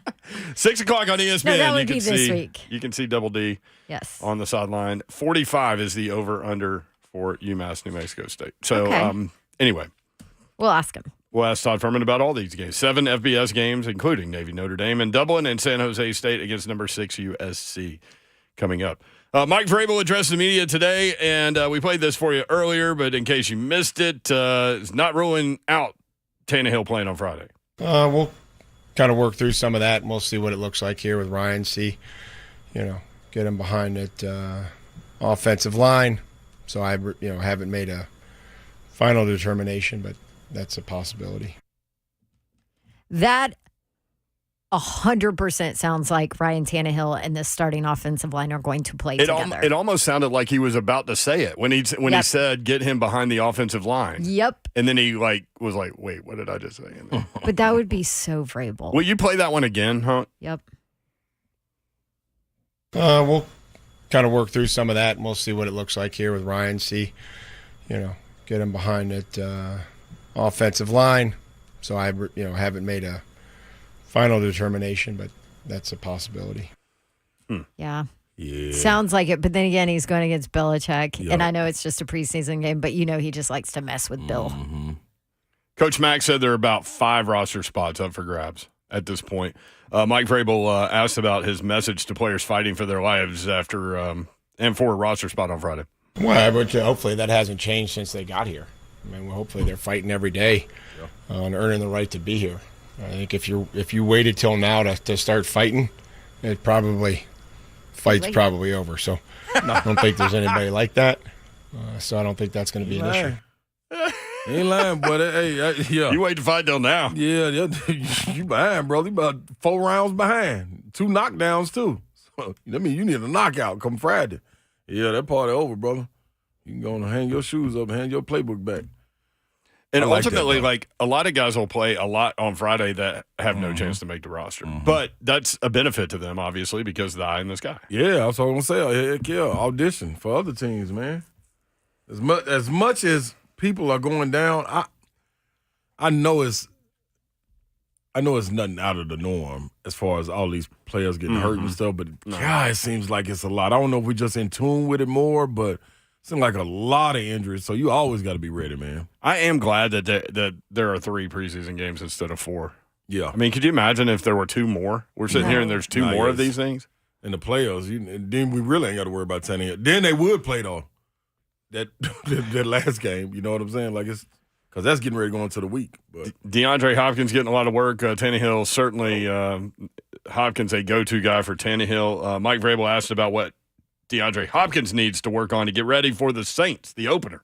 Well, conditioning. I mean, I think at this level it's just conditioning, right? That you want to be out there as much as possible as a receiver and making sure that that we're smart. Try to get them out there. What are we going to do? Work on some toe drag with them on a individual today. So just try to get him out there for, warmed up as 7-on-7, and then if we could take a little bit off his legs early on in practice, I'm sure there'll be toe drag. Different plans, throughout the season, and that'll be one of them. So that lets you know. If Tannehill plays, you think D-Hop still gonna play Friday? I don't think there's D-Hop plays 0 chance I would play DeAndre Hopkins. I wouldn't play him. Are you? No. I think that was the answer. But it's also there's also a point like I guess unless you just want Tannehill to work behind the offensive line. Just to get down. Just to get that. What he is. Right. Yeah. Yep. I think they're getting enough in practice and those joint practices with Tannehill and Hopkins. Like, I don't. And the only reason I would think that, but then that soundbite from Mike Vrabel makes it sound like it's going to happen. That's Vrabel, though. Like you said. He's trying to okie doke you. To your point, agreeing with you, he will hit you with the rope-a-dope. I just think we've seen the progressions in the preseason games and the joint practices. We haven't heard about the joint practices. We haven't heard about this O-line getting dominated in the joint practices or anything, and we haven't seen it on film. So we see the progression. I'm fine with it. Word around the campfire is they did get dominated by that Minnesota pressure on those Wednesday, Thursday practices. Yeah, that's good. You recup, you can get on back, as long as you get the But last like Coach word. Max said, I asked him about that. Like, that was good to see. Pressure, like tons of pressure packages coming from And they will bring Minnesota. in pressure. Yeah, that's different.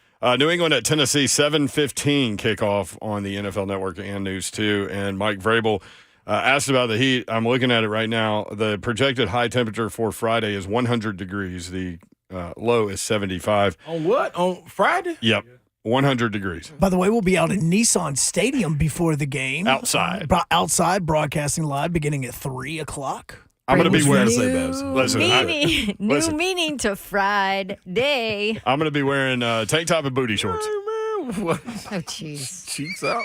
I'm pulling out my little fan. You know, I got a little automated. I'm going to charge it up. I'm going to bring my little fan around your neck. Yeah, you need me to steal my daughter's fans? No, I got two. It comes Bro, with you a think double. that little fan's going to help you with 100 degrees? A double fan, huh? He's definitely not going to have a shirt on. Oh, yeah, forget that. Don't even bring one. Sexy You back. can watch the show, Zone TV. That's right. YouTube, Facebook Live, Twitter, and Twitch. Vrabel asked how he plans to combat the heat on Friday. Well, if yesterday was any indication, our guys wanted to practice yesterday, and I hope they want to play Friday night because it was hot yesterday, and I didn't hear a guy complain. I thought guys were just wanted to go play football yesterday, and that was probably the most impressive thing. And I would imagine it'll be like that, but we'll have to be on hydration. We'll have to be IVs and everything that we do with Todd and Lauren and Frank and monitor that and make sure that we're rotating and that you want to make sure that you're giving guys opportunities on special teams, and with special teams comes speed and distance and maybe sometimes fatigue with heat, but also that's part of seeing how guys handle some of that. Mm-hmm. I'm with that. I like that right there, Ray. And I like that veteran bunch right there, letting these young guys know, hey, y'all, don't complain. Let's just get the work done. We going to get us out the heat. He's a human, too. He don't want to be out here in the heat. He's a human, too. Yes. Sometimes. Yeah, he may not act like one all the time, but he's a human. 7 FBS games coming up this weekend, and we're going to get Todd Fuhrman in here in just a second to talk about all of them. Y'all excited about that? 1:30, the first college football game, Navy and Notre Dame. I can't pull up what bet I made. I made one, though. Just trying to figure out why I can't pull it up. I'm going to tell you what I did, but I'm going to ask Todd first, and that's probably a better idea anyway. At Todd Fuhrman on Twitter. Bet the Board podcast, week 0 preview is up, about 21 minutes. Brad Powers handled it. It was really good, and go ahead and download that, whether you are into sports gambling or not, because they break down games better than anybody. Todd, what's up? Not a whole heck of a lot. Excited that we got some real college football to kick things off on Saturday. Not quite sure why we don't have a flagship matchup or anything to get really that excited about, but it's the appetizer before the main course Labor Day weekend. So at least we're trending in the right general direction. I think college football fans that crave the sport really don't even care. Like, just give me Navy and Notre Dame. Let me watch college football actually being played. So no, I'm right there with you. Yeah.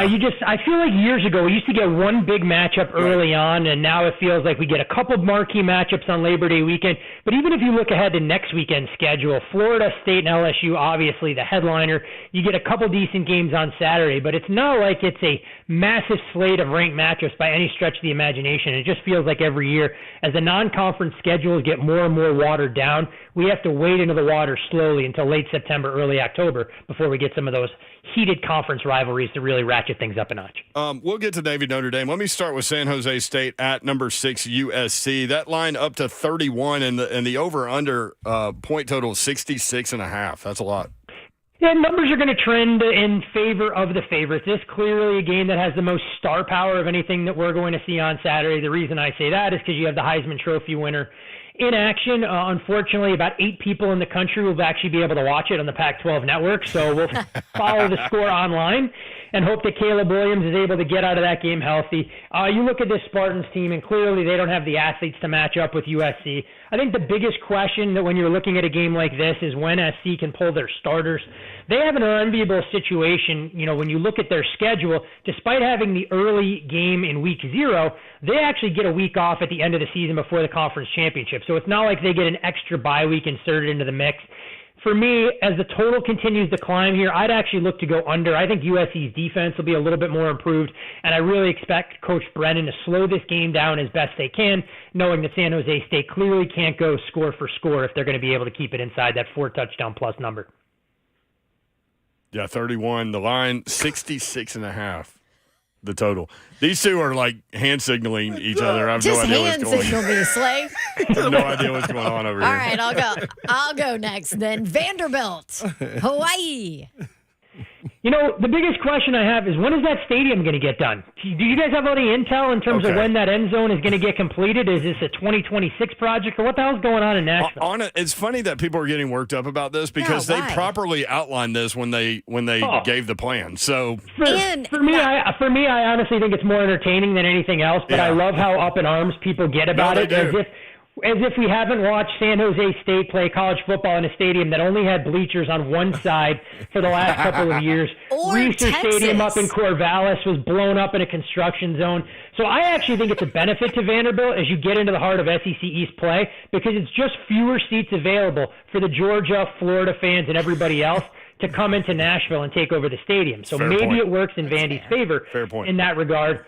We saw this game last year, and clearly Hawaii was going through growing pains with a first-year head coach in Timmy Chang. I expect Hawaii to be improved, and they actually covered a number of games down the stretch last season. But while Vanderbilt has a long way to go to compete against SEC foes, this is still a difference in terms of, the Joes out there that they can put in space and lean on some of their athletes. This number got as low as 16.5. We started to see a little bit of money come in.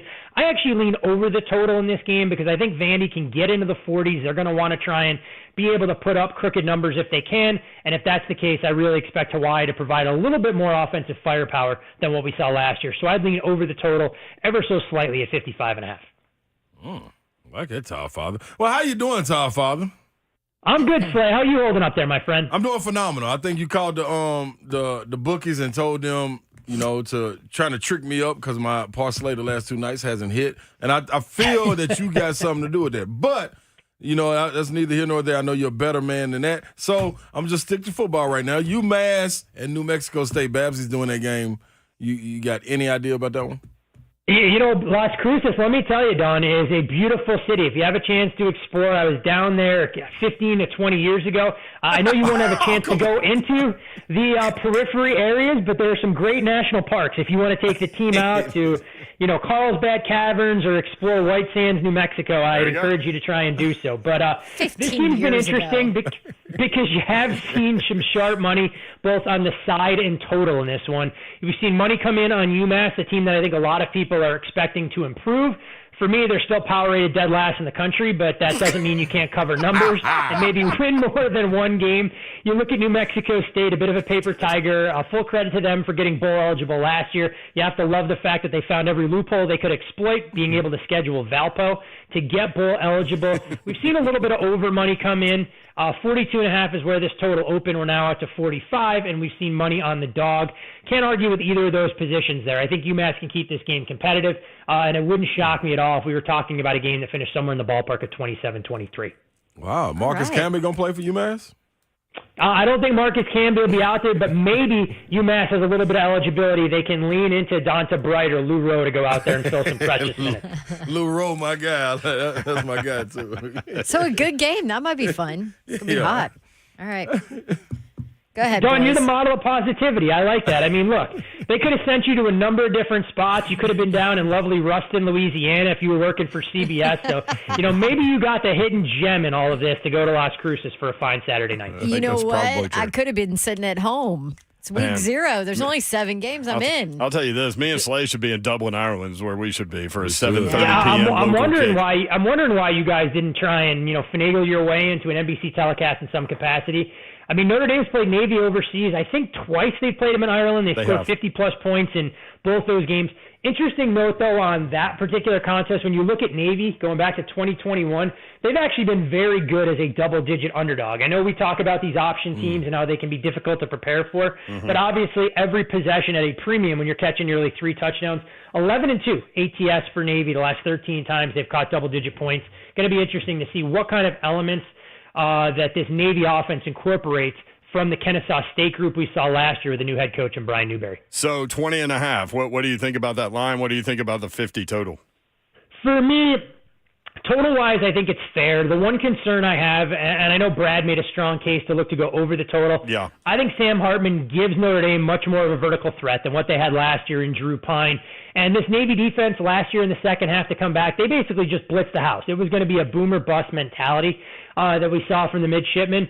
On the other side, I just don't know what we're going to get from the Naval Academy here. And when you look at a little bit of money coming in on this game under the total, no strong convictions for me there. Honestly, if the number got into the 21.5 range, I'd be inclined to make a value bet. Again, not a ton of wiggle room. I made this game closer to 19.5, so being able to get over 3 touchdowns would be a small investment, but not a game that I see a ton or something that I'm running to try and bet on Saturday. All right, what about the other 3? UTEP at Jacksonville State, Rich Rod down there, Ohio, San Diego State, Florida International at Louisiana Tech. Any strong opinions on any of those 3? When we look at Jacksonville State, I think this is a team that's going to struggle as the season progresses. I worry about their depth and adjusting as a transitional team from the FCS to the FBS.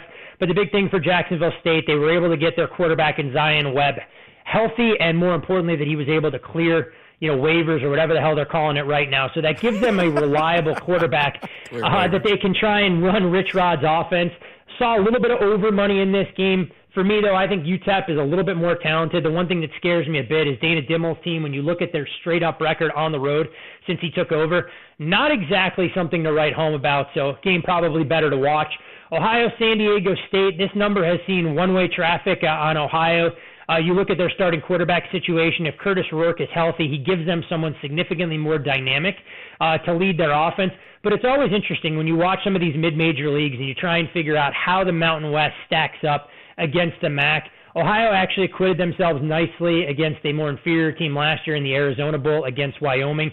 So at 3, I can see why you saw a little bit of an appetite for Ohio, but for me, nothing to try and run and bet here. And as far as FIU, Louisiana Tech, I think Louisiana Tech goes out there and can win this game comfortably. Revenge for a game that they were embarrassed in last year down there against FIU. A little disappointing, though, when you look at this Panthers team that they're not going to bust out their Miami Vice jerseys for the opener. They're going to save those for the middle of October when we get blessed with Sunbelt action, or Conference USA, I should say, every Tuesday and Wednesday night, or so it feels. So, Don, I know you won't be joining us most Wednesday afternoons when they send you to all those exotic conference locales. Can't wait. Todd's always got something for y'all. Sure does. Every time. I'm glad you left me alone. Hey, great stuff, Todd. Appreciate it. Love that football is here. Any early inkling into what you think about Florida and Utah next week? You know what? I think this is a game that we're all anticipating Utah at some point to rule Cam Rising out officially. We've seen this number come crashing down during the summer. Utah opened as a 10-point favorite with a total of 49.5. We're now down to that 4.5, 45 range. And look, if you like the favorite here, there's no real reason to run and bet them. You wait for that announcement to be made official. And maybe there's a chance that you can bet Utah in that -3.5, or dare I say even -3 range. I think this game is all about Utah taking advantage of one of the most underrated home crowds in all of college football. Florida going to be playing at altitude at Salt Lake City. Rice-Eccles isn't a joke by any stretch of the imagination. And I wouldn't be surprised if Utah just tries to play bully ball. I mean, this is a Florida defense that's dealt with a rash of injuries in camp. I don't think Billy Napier is really happy about where the offense is. And we've all seen enough Graham Mertz to know that if Florida finds themselves in comeback mode, if Mertz is out there chucking it around the yard, it's not going to end well. So regardless of the questions at quarterback, I'm intrigued to look at Utah, especially as this number trends closer to a field goal. Right. So do you wait until they announce Mertz out? Yeah. Well, I mean, Cam Rising, you mean for the Utah Cam side? Rising, yeah. Yeah, I think, there's no real reason, since you're sitting in a dead zone at this point, that if Rising was going to officially be ruled out, which is what the market is indicating, you're going to get a better chance to lay a shorter price on Utah here. If Rising is upgraded, you have to operate under the assumption that he's going to be 70 to 80% at absolute best, coming off of that ACL injury. Yeah. But I think Utah obviously has the element of surprise. We know that they lost their backup quarterback to injury as well early in camp. We'll see his availability. But they're going to have a game plan where they can go out there, they can execute to the strengths. And I think the drop-off from a starter in Cam Rising, who's one of the better quarterbacks in the Pac-12, to a third stringer would be much more pronounced if you only had 5 or 6 days to prepare instead of an entire offseason where you can put the onus on your defense, you can lean into the heat, the altitude, and all of those other elements. Plus factor in revenge. I'm sure Utah's kicking themselves for the way they weren't able to contain Anthony Richardson last year down there in Gainesville. Great stuff, Todd, man. Love it. Football's here, bro. Thanks, Always a Fuhrman. pleasure. Best of luck with all of your weekend investments. And Slay, I'll be waiting to see your 14-team college parlay. I expect every side in total to be tied in some capacity for you this Saturday. It's a warm-up this week. Every side in total, though. That gives you 14 legs on that I'm ready to roll. parlay. I'm ready to roll, Top Father. I'll send you the check in the mail. Hey, there's no such thing as training wheels on the par sleigh when you get into college football in late August. Love it. Thank you, Todd. At Todd Fuhrman. Thanks, Fuhrman. When we come back, would you rather see Will Levis or Ryan Tannehill with that first string offensive line? 615-737-1045.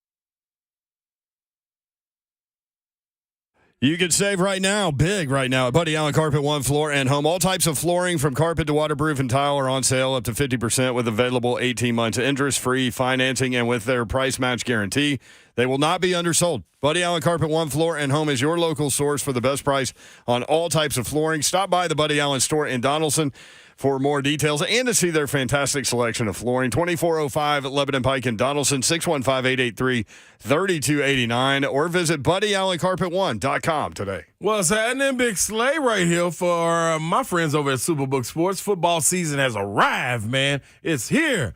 Woo! Feel great, boy. Feel great. So go and get your parlays and everything together, but let me help you out. This is the time to make your preseason bets if you're talking NFL. But if not, college football is here. Superbook is the most trusted name in Vegas, and now you can use the promo code SLAY. Score up to $250 with their first bet bonus. Win or lose, they will match your first bet up to $250. Promo code SLAY needs to be used, though. Will Tennessee win the division this year? Who's your pick for MVP? A little bit of everything. Divisional winners, Eastern Division winners. It could be anything. You still rolling with Georgia? Who wants to know? I want to know. Don't sit on the sidelines. Win money this season with Superbook Sports. All you got to do is go download the Superbook Sports app or visit superbook.com to place your wager today. Don't forget that $250 first bet bonus if you use the promo code SLAY. Make sure I got to throw that in there. Visit superbook.com for terms and conditions. Gambling problem? Call 1-800-889-9789. You know the motto, baby. Book it.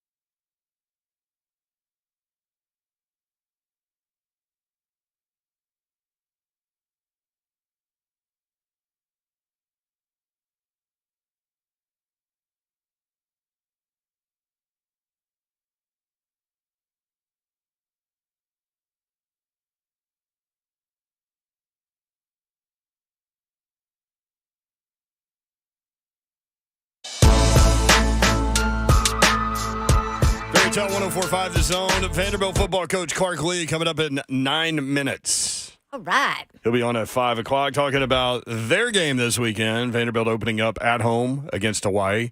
17.5-point favorite. Again, they won last year 63-10. That was the first ever meeting between Vanderbilt and Hawaii. Portions of the proceeds from ticket sales will go to help our friends in Maui, who obviously had that tragic fire situation. So that's going on Saturday, 6:30. SEC Network has the call. Commodores ran for 404 yards and 5 touchdowns in that game last year. Woo.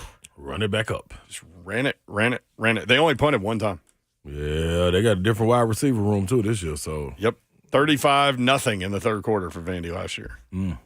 Hawaii 3-10-1 against current SEC teams. They're 0-4 on the road against the SEC. Vanderbilt with 8 returning starters on offense, including A.J. Swan at quarterback. They've got. I was looking at the depth chart. They've got 7 freshmen in their 2 deep. Oh, that's so they're going to be developing players on Saturday, I would think. Got some players too, though, to just get some action. I can't wait to ask them. I got a couple guys I want to ask them about. Ooh, all right. Me too. A couple of CPA guys. Honestly, Kane Patterson returns. I think from a leadership standpoint at inside linebacker and a communicator and a really good football player. He's played a lot of football at Clemson and at Vanderbilt.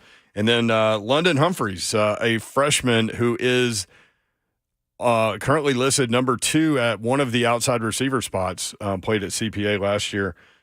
Explosive speed. And he kind of slipped through the cracks a little bit because he didn't play his freshman year of high school football.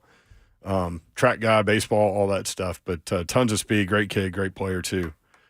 So Hawaii at Vanderbilt, 17.5. Vanderbilt favored in that game. 5 o'clock hour coming up. And again, we start it all with the Vanderbilt football coach, Clark Lee, next on 104.5 The Zone.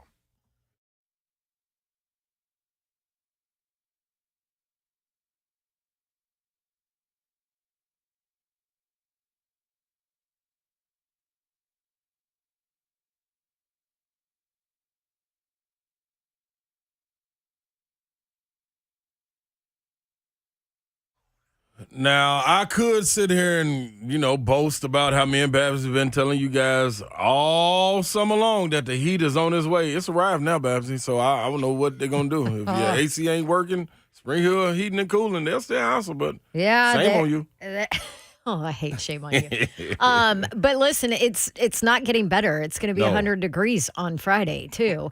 And if your unit is putzing along, Spring Hill Heating and Cooling, call them and let them come out and fix your unit because they offer free service calls with those repairs, plus up to 18 months, no interest on repairs. And if the time has come and you're going to have to get a new unit, they have you covered on that. You can get up to 60 months, no interest financing with approved credit with Spring Hill Heating and Cooling. Why wouldn't you do it? Even if your HVAC unit is, you think, going to make it through, I still call them out there just to test it, just because when you hear them, Spring Hill Heating and Cooling ain't going to let you down. SpringHillAC.com. Call them. Go up to Dodge Chrysler Jeep Ram. That's where you need to go to get that next new vehicle. I've called on these guys several times for new vehicles, and they are the best. You will experience that when you go see Daniel, Ken Gupton, and all the men and women at Gupton Dodge Chrysler Jeep Ram. They are there for you. No pressure at all. They simply want you in the vehicle that's right for you, and that's what will happen when you go see them. I don't know what your situation is. You do, but you can go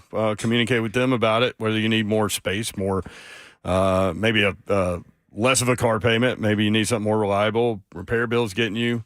Go talk with them about all of that, and they'll get you in the vehicle that's right for you. You go take your test drive. You'll go inside. They'll help make the numbers work, and it'll be that easy. 3450 Tom Austin Highway in Springfield, Tennessee. 24 West, exit 35, straight shot into the best car buying experience you'll ever have. About 30 minutes from downtown Nashville. Check them out online while you pretend to work. GuptonMotors.com. All of the inventory is there. All of the dealership information is there as well. So check them out. GuptonMotors.com. That's Gupton Dodge Chrysler Jeep Ram.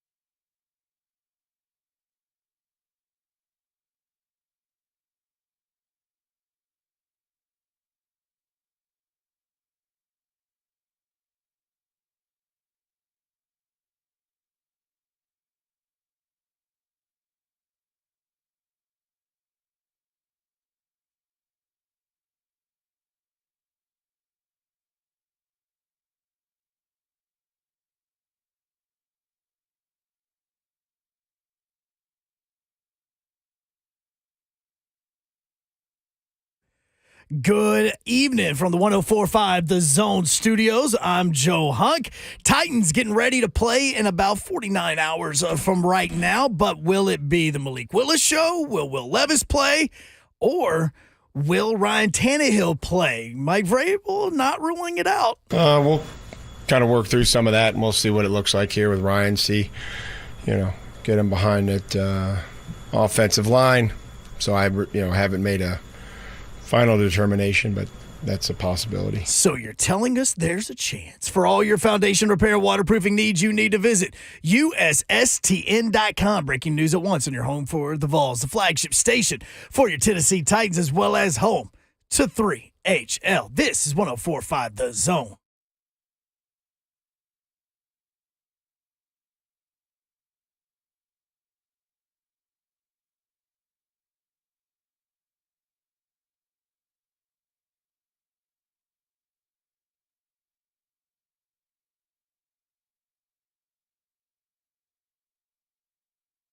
HL 104.5 The Zone. Britt Doherty with you. Todd Davenport, Ron Slay here until 6 o'clock, as we are each and every Monday through Friday. Tomorrow we'll be broadcasting live outside Nissan Stadium. Titans Patriots tomorrow at 7:15. That is Friday. Yeah, Friday. Man, I'm all jacked up today. Yeah, you are. Is today not Thursday? Clark Lee's like Vanderbilt football coach. Clark Lee joins us now. You're probably thinking, man, I really need that extra day. Get ready. Maybe you don't. I don't know. What's up, Coach? How we doing, guys? It feels like Thursday to me, too. We're in game week. We started prep on Monday, so I'm a day ahead right now, and I'm right there with you. What kinds of things do you guys do to combat the heat, man? I mean, it just hit us this week hard. Well, it's what you want to do. You don't want to deplete your energy systems, right? We've just put the team through training camp.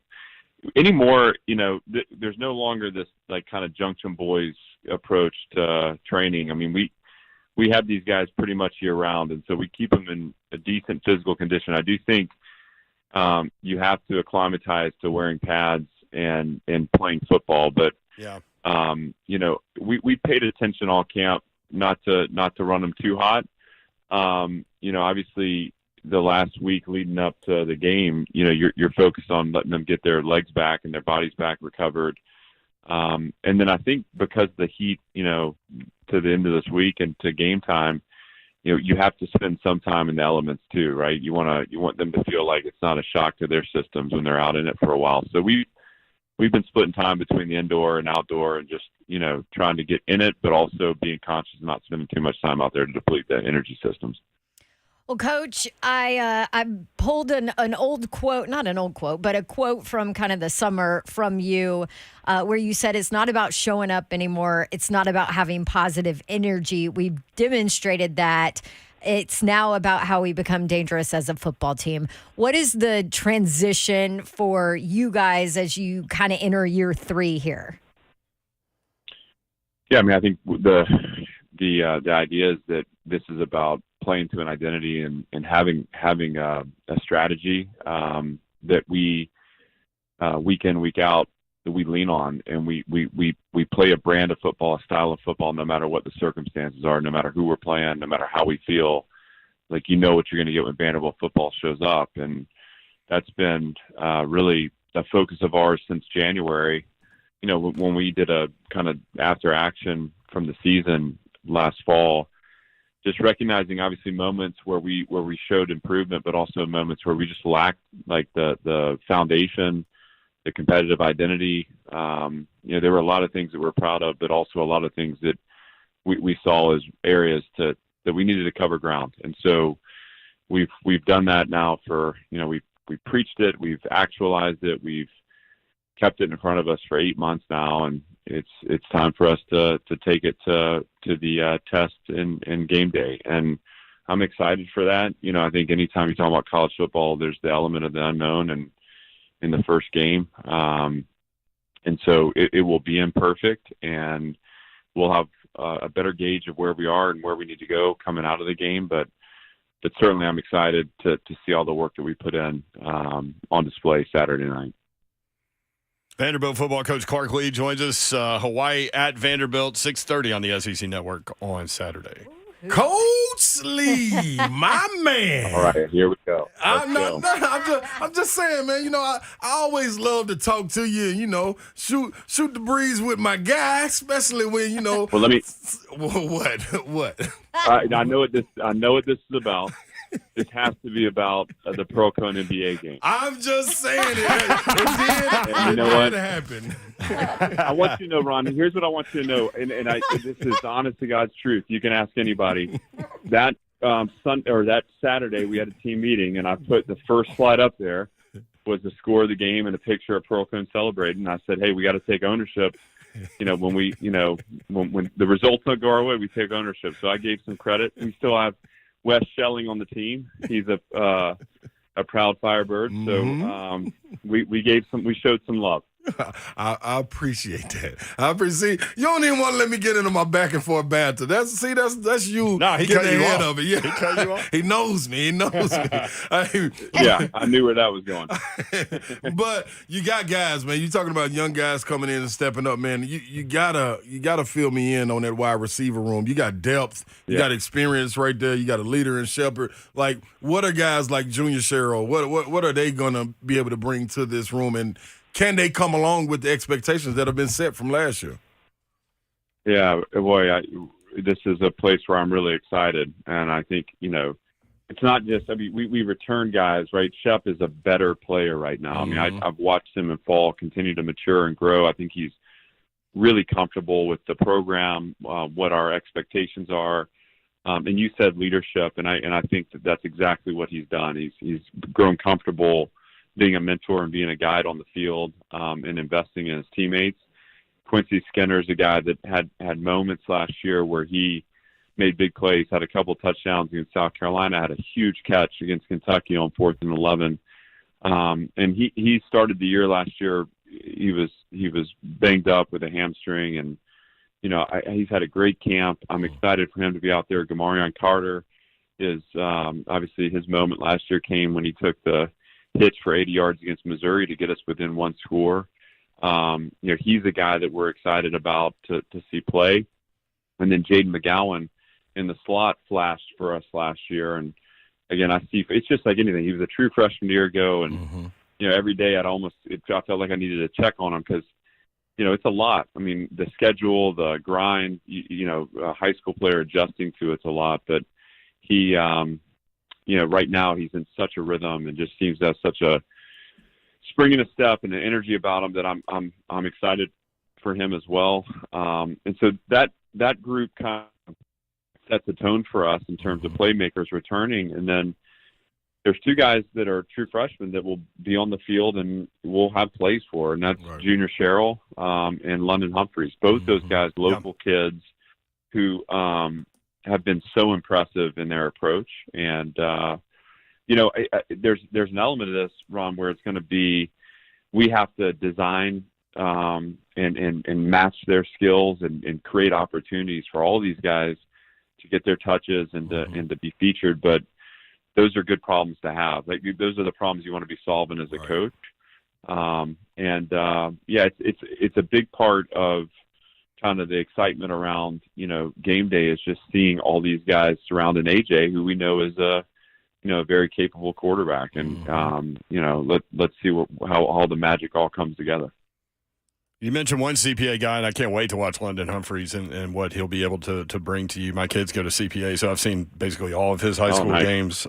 Just a great kid and will be a great player. But defensively, another CPA guy, Kane Patterson, returns as a leader at inside linebacker. What does he offer you?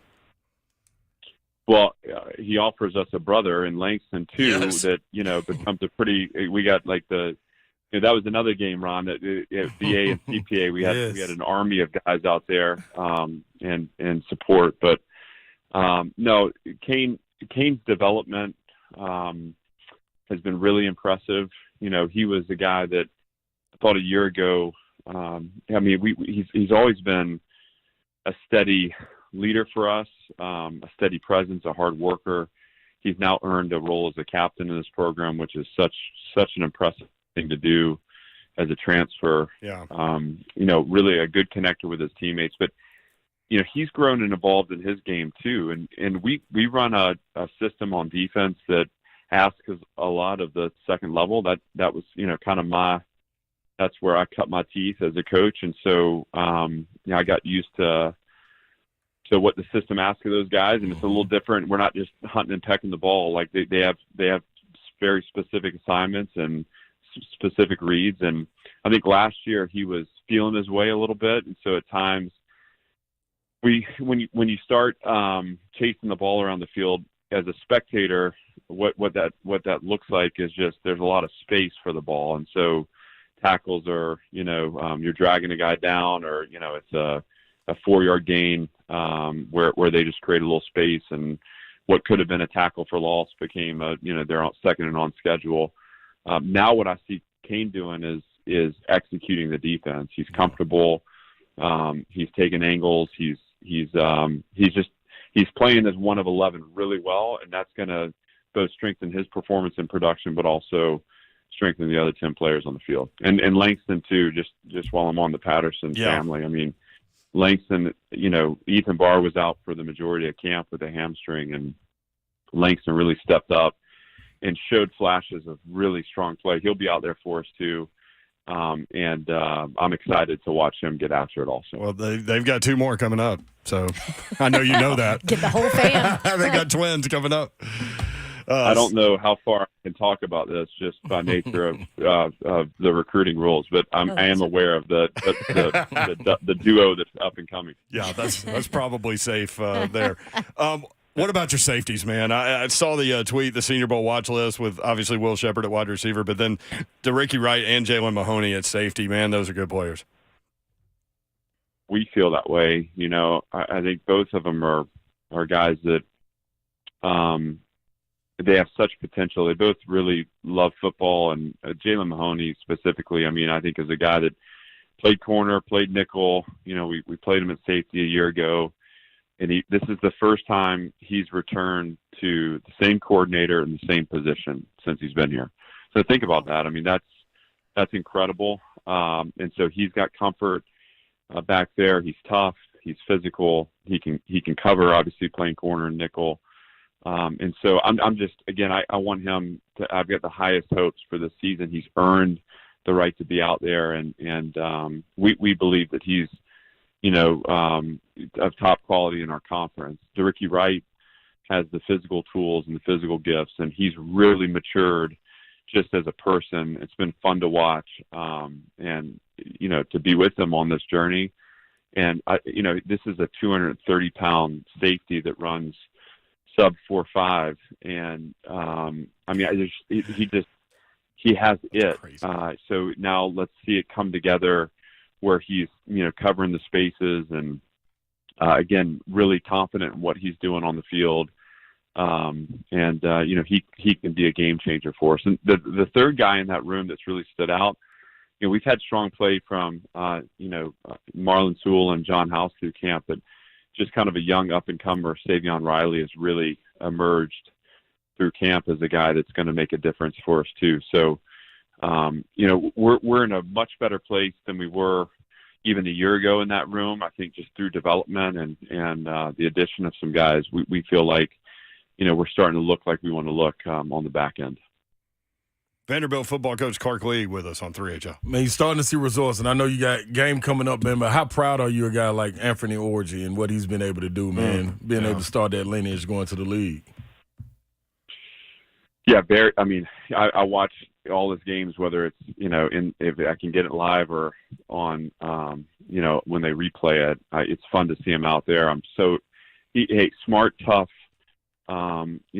skilled football player who has a chance to have a long career, and I'm sure they're enjoying him down in New Orleans. Another guy too that we've been so pleased for in this early on is Jeremy Lucien, who's had a great run with the Ravens as an undrafted guy. That we saw such potential in him, and we're excited for the success he's having. But ultimately, that's what we want this program to be. This is about developing NFL players here, so we don't back down from that. And we're not a place that we don't have to go over the top in selling holistic development, because when you step on this campus, you're coming here for all of it, right?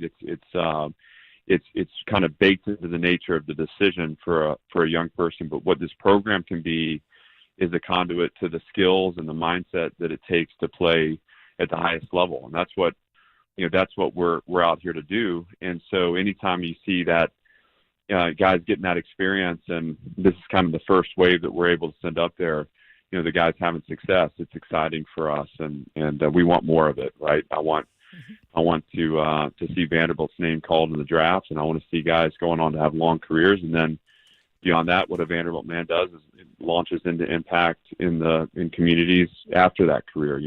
That's the vision of the program. Vanderbilt hosting Hawaii, 6:30 over at Vanderbilt Stadium, and you can be there. Clarkley, Vanderbilt football coach, appreciate it, man. Good luck this weekend. Take care, guys. Look Thanks, forward Coach. to talking again. Five birds. Thanks, Coach. Appreciate you.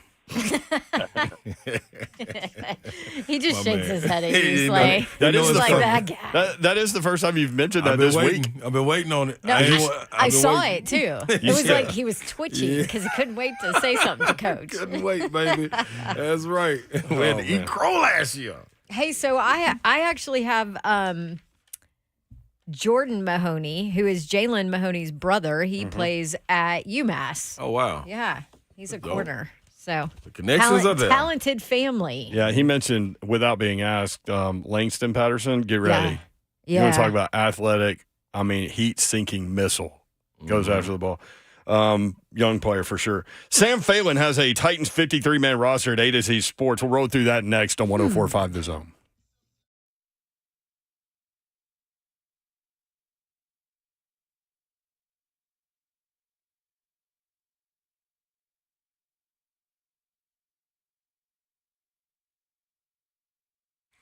What's happening, people? Ron Slay here. Yes, Mr. Sexy is back. That's my new name I'm going by. Whenever you're looking for me, just say sexy 3 times in the mirror and I'll appear. Don't try that at home. I'm just saying, man, Awaken 180 has made all of this come true for me. I dropped 45 pounds, man, got it up off of me, and it was real smooth the way it went about. And you can have that same opportunity as well. All you got to do is call and get your consultation right now, 844-346-1800, and that consultation is free, 844-346-1800. Or online at Awaken 180 Weight Loss. Now, I talked to my coach. I did my 3-week check-in since I've been in the maintenance part of my program. And you know what? I was a little nervous. I was just a little nervous. I ain't gonna say I ain't had no little cheat days or something like that. I was a little nervous. Was I still gonna be in range and my metabolism still be firing? You know what she told me? Yeah. I'm reading your charts right here. You look real good. Yes, you are still right there fighting. I said, you know what? I'm getting ready for tailgate season, and I ain't slacking off. Go on and you don't slack off, man. Get your journey started today. 844-346-1800. Awaken180weightloss.com. Are you looking to buy a new home and you need cash to do it? Loan Pronto feels you, and Loan Pronto wants to help you right now. Instead of having to wait for your current house to sell, get the cash out you need, and Loan Pronto can help you do it with their Dream Home Bridge Loan. They can help you tap into your equity that you have right now in your current house, get that cash out you need. Then you get to make a clean offer on that new home or your investment property. You have the cash to cover the down payment, and then boom, Loan Pronto's program helps you get the cash in a matter of days. Little paperwork, usually no appraisal is needed. You can go after the house you want with no contingency. Call Loan Pronto now, 615-499-5780. Don't put off your dream home. Let Loan Pronto help you leverage your equity so you can get the cash out to make a solid and clean offer. LoanPronto.com, 615-499-5780. Equal housing lender, NMLS 1661781, subject to lender approval.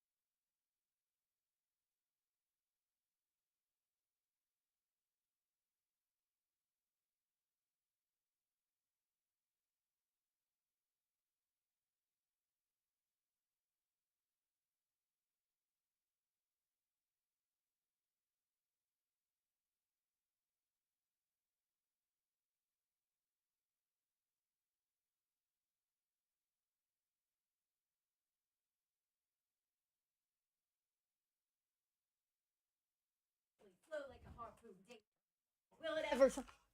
I don't know. Turn off the lights and I'll glow. To the extreme, I rock a mic like a vandal. Yeah, Babsy. Go ahead, Babs, ice. Knock it out. When I play a dope melody, anything less than the best is a felony. There go my girl. You There better we go. wait. Recently, over the There course we of probably go. the last month or so, we've discovered that we have the ability to strip all audio except for the microphones. Oh, that's a bad Is that right? factor. Yeah, that's true. Yeah, 100%. So now, if you give me once the segment's over, No. Yeah, keep that honk. Come on now. No. Keep that honk. I might have to Corey Davis y'all if you do that. No. Retire at 28. Yep. thought you might make a game-winning catch against the Eagles, but okay. I was going positive for us. I didn't know which way we were going. He did retire at 28 today. Today. Corey Davis. He did do that. Also, for those that don't know, Vanilla Ice, one of Don Davenport's Crushes. crushes, Yeah, yeah, and her most favorite follower, yes. Yes.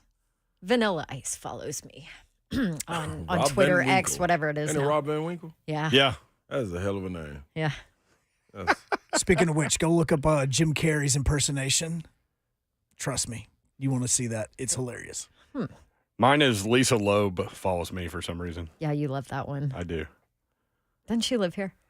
No, she's in Oh. LA. Okay. A lot of people do, though. You can ask that question a lot from people like that. True. No, she looked like a librarian with glasses on, and Crush. I dug her music in the 90s. Dig it. You say. Anyway, that's it. Oh. Okay. Is that all we get from it? That's all we love get. more. Yeah, we can. Me and Don will do a duet at some point. Okay. I don't know what. Slay, you want in on this? On the duet? Yeah. Oh, I'm straight. I play the drums. You know, I do solos. So Sam Phelan, A to Z Sports. You like to walk around with microphone in your hand, just talking. That is right. I mean, just having a conversation. You better believe it, fried. Anybody in here fried? No, not in here. No, I've heard you Okay. say that into a microphone. Yeah. Most definitely. Mm-hmm. Sam Phelan, A to Z Sports, projecting the 53 as he sees it right now. Quarterbacks, Ryan Tannehill, Malik Willis, Will Levis. Y'all good with that? Say it again. 3. The number three. is all that matters. Oh, yeah, okay. All 3. Yeah, I'm with that. Yep. I think this would be. That's what it's going to be. Good thing changing But- from the spring. A lot of teams don't keep 3, so if you keep 3, then you're taking 1 from somewhere else. Mm-hmm. So we'll figure that out. Running back, and we talked a lot about this week. Derrick Henry, Tyjae Spears, Julius Chestnut, and that's it. Yep. I mean, I said Hassan Haskins is done. I think so, too. Yep. So does Sam Phelan. Wide receiver 6, which is the number we've all kind of been working off of. DeAndre Hopkins, Traylon Burks, Kyle Phillips, Chris Moore, Nick Westbrook, Akine, and the 6th guy, Reggie Roberson. That's my guy. Boy. That's my guy. Mm-hmm. Dawn loves her some Reggie Roberson. Is there any way NWI isn't on this roster? I don't think No, so. I don't think so either.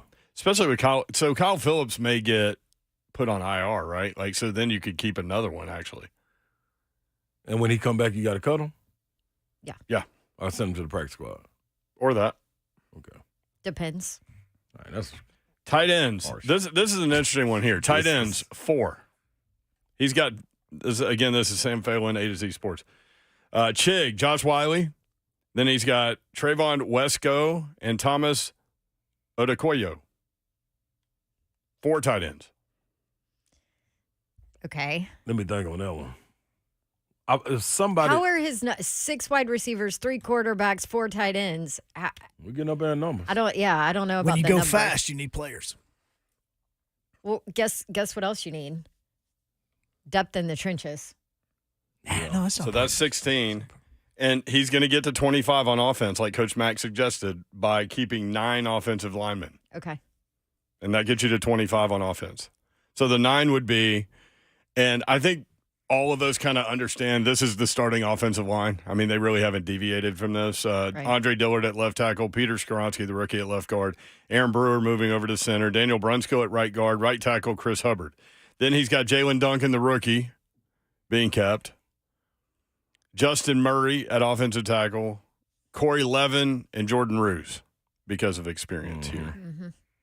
All of that kind of makes sense. Good with all that? My guess is Kearis Jackson is on the practice squad also. We got no choice to be good with that old line. Mm-hmm. But yeah. Okay. Defensive line, he's got 5. Jeffrey Simmons, Danico Autry, Tierre Tart, who has been an absolute beast this offseason. Mm-hmm. Get ready, NFL.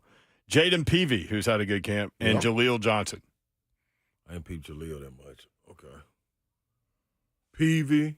Say it again. Peavy has looked really good. Yeah, no, I've seen him. Yeah. This is what he writes about. Major improvement. This is what Sam writes about Jaleel Johnson. Has seen a good amount of work with the second-team defense and appears to be the next man up at this moment. So Jeffrey Simmons, Danico Autry, Tierre Tart, Jaden Peavy, Jaleel Johnson. Outside linebackers, 5. Harold Landry, Arden Key, Rashad Weaver, rookie Thomas Rush, and rookie Caleb Murphy on the 53. Not Eddie Murphy, Caleb Murphy. Makes sense. On the 53, not the practice squad. Right. That's big. Man, he put those 2 sacks out there in that last game. That's, you know what I mean? He's got eyes on him. Yeah. This is what he writes about against Sam Phelan, A to Z Sports. Rookie outside linebacker Caleb Murphy seemed like a long shot to make the team when training camp first started, but the tides have turned over the course of this preseason. It made a lot of sense for Tennessee to stick Murphy on the practice squad and develop him over time, but with Murphy recording 3 sacks in 2 preseason games, that may not be possible anymore. Murphy can flat out rush the passer. As for Thomas Rush, he was the highest paid undrafted free agent signing Tennessee brought in after the draft. His contract and presence on special teams make him a likely candidate to break camp with the team. So that's 10 on defense so far. Inside linebacker, Azeez Al-Shire, Jack Gibbons, Chance Campbell, Monty Rice, and Luke Gifford. Yeah. He's had this same group for a few weeks. That's rough. Yeah. Outside of Shire, man. It's rough. It's rough. Yep. I'm nervous about Dr. Gibby. I know everybody likes him, but man, get that guy in space. He is liability athletically. And what's going on with Monty Rice? That 3rd round pick. That's got to say something about it. If Dr. Gibbons can just take that spot like that, that's more concerning to me. I think trust him. Is what that is. Yeah, but we know who he is. You know what I'm saying? So, golly, the potential that you had, brother. All right, defensive backs, 10. So that's 25. All right, defensive backs. This is corners and safeties. So at corner, Christian Fulton, Roger McCrary, Sean Murphy Bunting, Trey Every, Eric Guerrer. Mm-hmm. I like all of them right there. No Caleb Farley. Financially, it makes a lot more sense to keep him and cut him next year. Mm-hmm. But if you move on from a guy, you move on from a guy. And look, we all are saddened and are praying for him given what he's going through. But in terms of on the football field, which is, what this is. Yeah, but isn't he, at this point, isn't he still injured? Like, can't he still just stay on the PUP list? Yeah, maybe that. Safeties, Kevin Byard, Amani Hooker, who's had an incredible camp, had 2 more interceptions today. Just piling them up. Mike Brown. And then they've got listed defensive back. These guys can kind of do multiple things. Elijah Molden and Josh Thompson. So that's 50. Yep. That's 50. That's 50. The specialist, Ryan Stonehouse, long snapper Morgan Cox, and he's got Michael Basley, but that could end up being someone else. Yeah, who knows? Yeah. Somebody who, by the way, was asking, 10 for 11 today. 11 for 12 today. Somebody was asking about Nicholas Petit-Frere and how that works with the roster spot. Yeah, when he comes back, they'll have to cut someone. They have to cut somebody. Yep. So after 6, so he's on the roster suspended, doesn't count in that 53. Correctamundo, Babsy. Yep.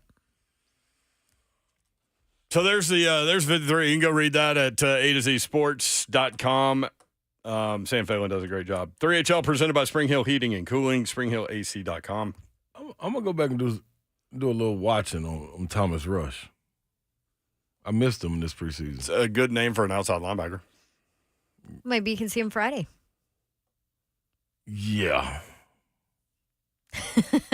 You look Along with Ryan perplexed. Tannehill, perhaps. Nah. I'd rather see Rush. So is this our show thought on that whole situation? We don't need Ryan Tannehill out there. Would rather see Will Levis with the first string offensive line. Yes. Yeah, I think that's where we all are. Mm-hmm. Stand strong and firm on that. I think that's where we are. Thomas Rush. So he's probably leaving off for your point. He's probably leaving off Kayla Farley because of pup list. Yeah. Mm-hmm. Yeah. Because it makes a and NPF. Yep. It makes a lot more sense to move on from him next year. Well, and plus, I mean, financially, they would take a hit right this year. Mm-hmm. So Titans Patriots coming up on Friday, 7:15 on the NFL Network. We'll be broadcasting live 3HL. How does the pup list work? I think he has 4. If you're on it, once the roster's done, I think it's 4 games. Forget. I'm pretty sure it's 4. It's 4 or 6, but I think it's 4. So you don't have to deal with that if he's on the pup list, and he has been on the pup list because of injury. So that kind of puts him there in the position to deal with what he's dealing with on many levels, right? Lonzo said, did y'all mention Roger McCreary? Yes, of course. Oh, yeah. He's going to start at inside corner. Mm-hmm. Yep. And is very excited about the move. Yes, it is. Settled on into that thing, too. Yeah. 4 games? Okay. It was yeah. 6 games in last season, but it's 4 games this season. Okay. That's why I couldn't remember if it was 6 or 4. Thank you. There you go. Thank you, Huck. Thanks, Honk. I'm on top of that, Rose. Have you done your parlay stuff on Zone TV yet? No, I haven't, because we've been doing maintenance on Superbook, and I can't get in to see what I picked. Because you don't know what you picked in your head? It's hard to remember what you don't 14 know. teams, Don. Yeah, I mean, listen, when you're throwing down as much as, Danny Dimes over there. I'm trying to figure it out. Can't figure it Long out. range. I mean, I don't either. I bet like 3 or 4 games. I don't. But I did. I wake up and I check Twitter, and then I go in and start doing that. So, and then I get out of bed. This is what I could do. Could put it off and just tell y'all to get downloaded. You know what I mean? Get the $250 with the promo code. But you'll figure it out. I'll figure it out. Yeah, we got something. Stay on Zone TV. You'll be able to see. I'm going in right now. I'm going in. You'll be able to see Slade there. YouTube, Facebook Live, Twitter, and Twitch. Twitch, please. Evan and Bank Chat is open. 3HL coming back with a review of Swamp Kings. I've seen 1 episode. Slade's seen the whole damn thing. We'll be right back on 104.5 The Zone.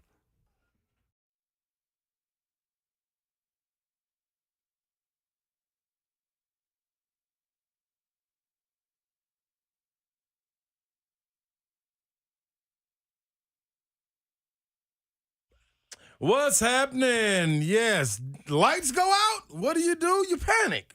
Don't panic. We got a solution for all that. Cove generators, man. They're going to keep you well lit, just like Clark Griswold did for the Christmas vacation. No need to that's right. No need to compromise here. Go big or go home. Right. Especially with Mother Nature, you don't want to compromise with her. An investment in a Generac home standby generator from Cove Generators. Smartest investment you will make. Let the experts at Cove Generators help you out, because they know what they're doing inside and out. It's what they do. It's all they do. And they will make sure that they get you the best generator for your own unique needs, because every house is different. Every family in a house is different. They make sure to figure out what you need. They are your premier Generac home standby generator dealer. And, well, after knowing that, give them a call, 931-559-3311, covegenerators.com. Stay connected through it all.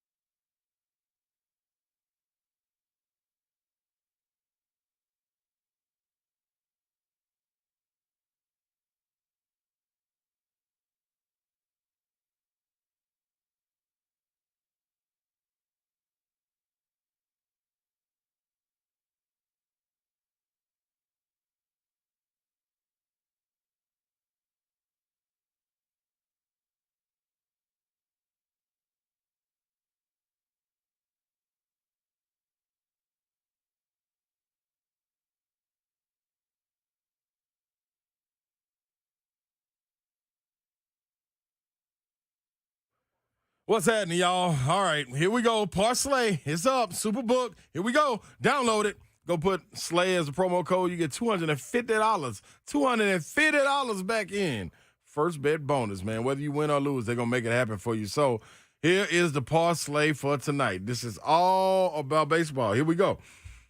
I wanted to get the Phillies early. I'm glad I didn't because they losing right now. But don't let that deter you from listening to me. Orioles plus 1.5. I'm going to do it with you. Then I'm going Astros money line. Boop. Then I'm going Braves. I need Braves with some get back. Get back. Here we go. That'll get you plus 381. And I'm going to drop a cool, just a little $50 spot on it. And that's it. So, you know the motto, book it.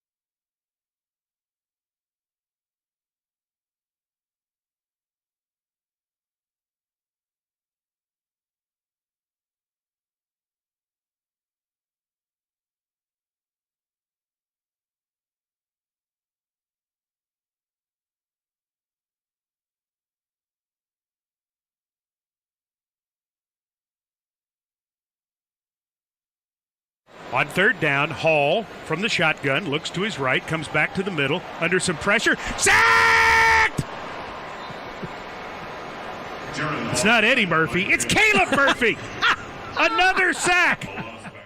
Although the music is Eddie Murphy, my girl likes to party all the time. I knew it.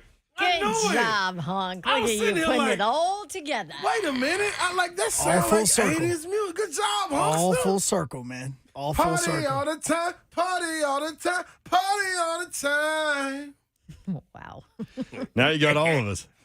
Oh, yeah, Everybody. Now I can pull every one of them. Mm. Although Brent's is like 2 words. 3HL's greatest hits. That's a promo right there.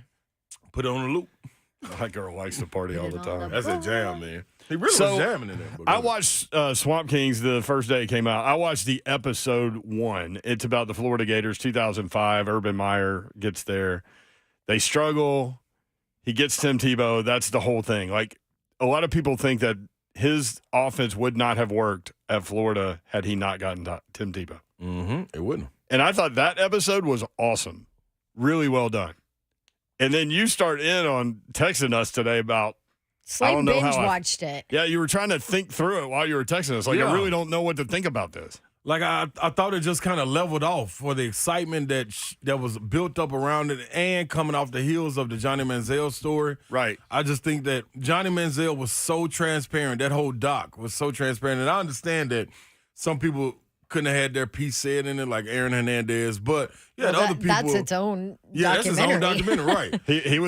He was mentioned one time. But you got other characters that were a part of that team that you could have went and gotten. I thought it could have been a little bit more fulfilling because it wasn't fulfilling or transparent to me. It was all about the game. Right. That's so here's the thing is like, and so after talking with you about it, I probably won't even watch the rest of it. And reading people reviewing it. But one mention of Aaron Hernandez, and that was a story about Tim Tebow taking responsibility for some fight in a bar. Mm-hmm. Cam Newton not mentioned. No.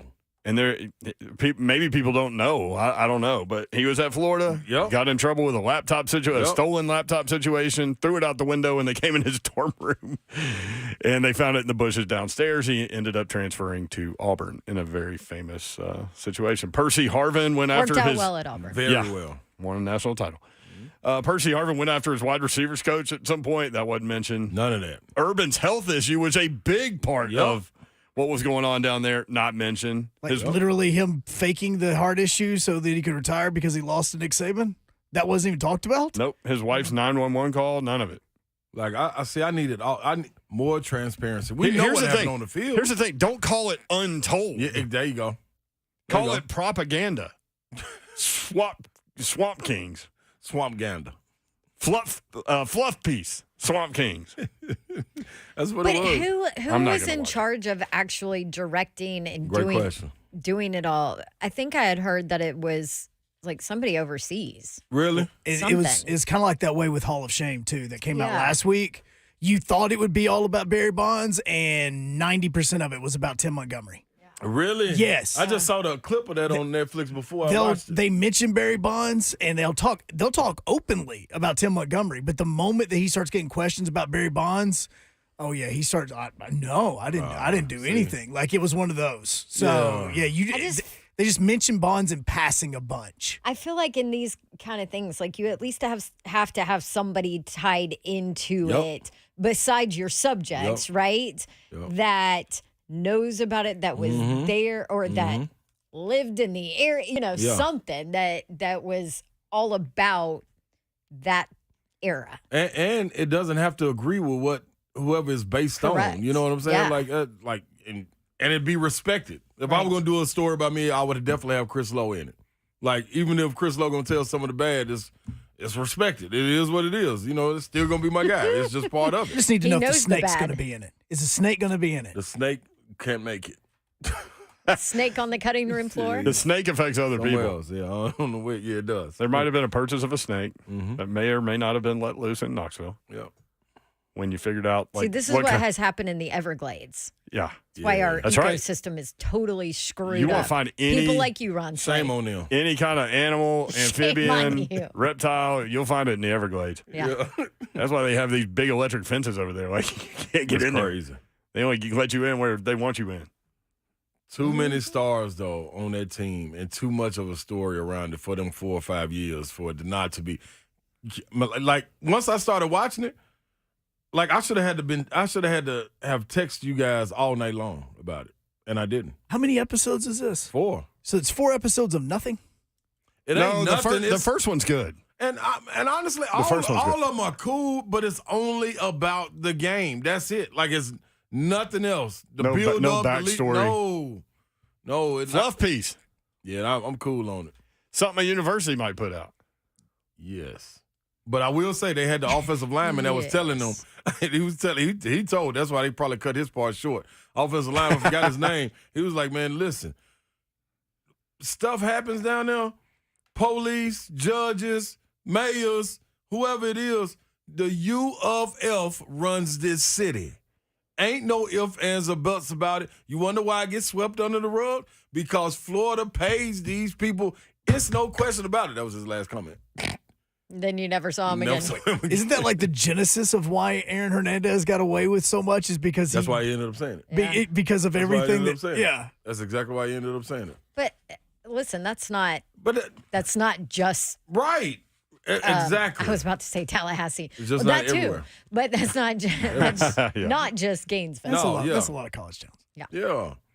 And especially in that era, dog. Like, that era was different along the college sport landscape. Like, it's crazy now. You know what I'm saying? But no, you're because right. of social media and stuff. You want to talk about dogs on the team? Oh, that locker room was full. Oh my gosh. They did these. This was in the first episode. So Urban Meyer, like, and you start to see why it didn't work in the NFL because you know he probably tried all this crap. Up with that. And he was basically trying to make people quit. Mm-hmm. That way you're left with people that are buying into what you're doing, and he makes it really difficult. And so they did these mat drills where these dudes were basically like Greco-Roman wrestling each other and throwing up and all kinds of stuff. And like Brandon Spike said, that's literally the hardest thing or Brandon Seiler, that's the hardest thing I've ever had to do in my life. Were those mat drills. Yeah. And that, man, the talent, though. Good gracious, that talent. And they all just flowed in after winning that national championship. That championship means something, boy. I will say, if you're looking for something sports to watch, like you said, Manziel, I'm going to get to that, but Hard Knocks is good this year. It really is. The new one came out last night? Mm-hmm. Yeah, I got to check it out. Aaron Rodgers is interesting. Yeah. Yeah. You know something I did take away from Urban Meyer saying? The SEC, I didn't understand what it was. You want to see football? The SEC is totally different. He said, I had no idea. Yeah. Everybody talked about the SEC, and then he goes, you have no idea until you get in it. Yep. Mullen said the same thing. It's bigger than pro football down here in the South. And he said the size of athlete that runs as fast as they do. Yeah. See, that part, it's little nuggets in there. Especially then. Oh, my gosh. But again, that was the first episode. Yeah, that's true. All right, y'all got it tomorrow. Greg Cosell breaking down preseason game number 2. And Big Savagery, Ramon Foster. Savage. Be in the building. And then Friday we'll be at Nissan Stadium in advance of Titans v. Patriots. And Babs will be on the side. Appreciate you listening. Appreciate the participation. Get us anytime on Twitter. Give us a follow there at 3HL1045 or X or whatever you want to call it. Good night. God bless. See ya. We want to be 3HL After Party brought to you by Awaken 180.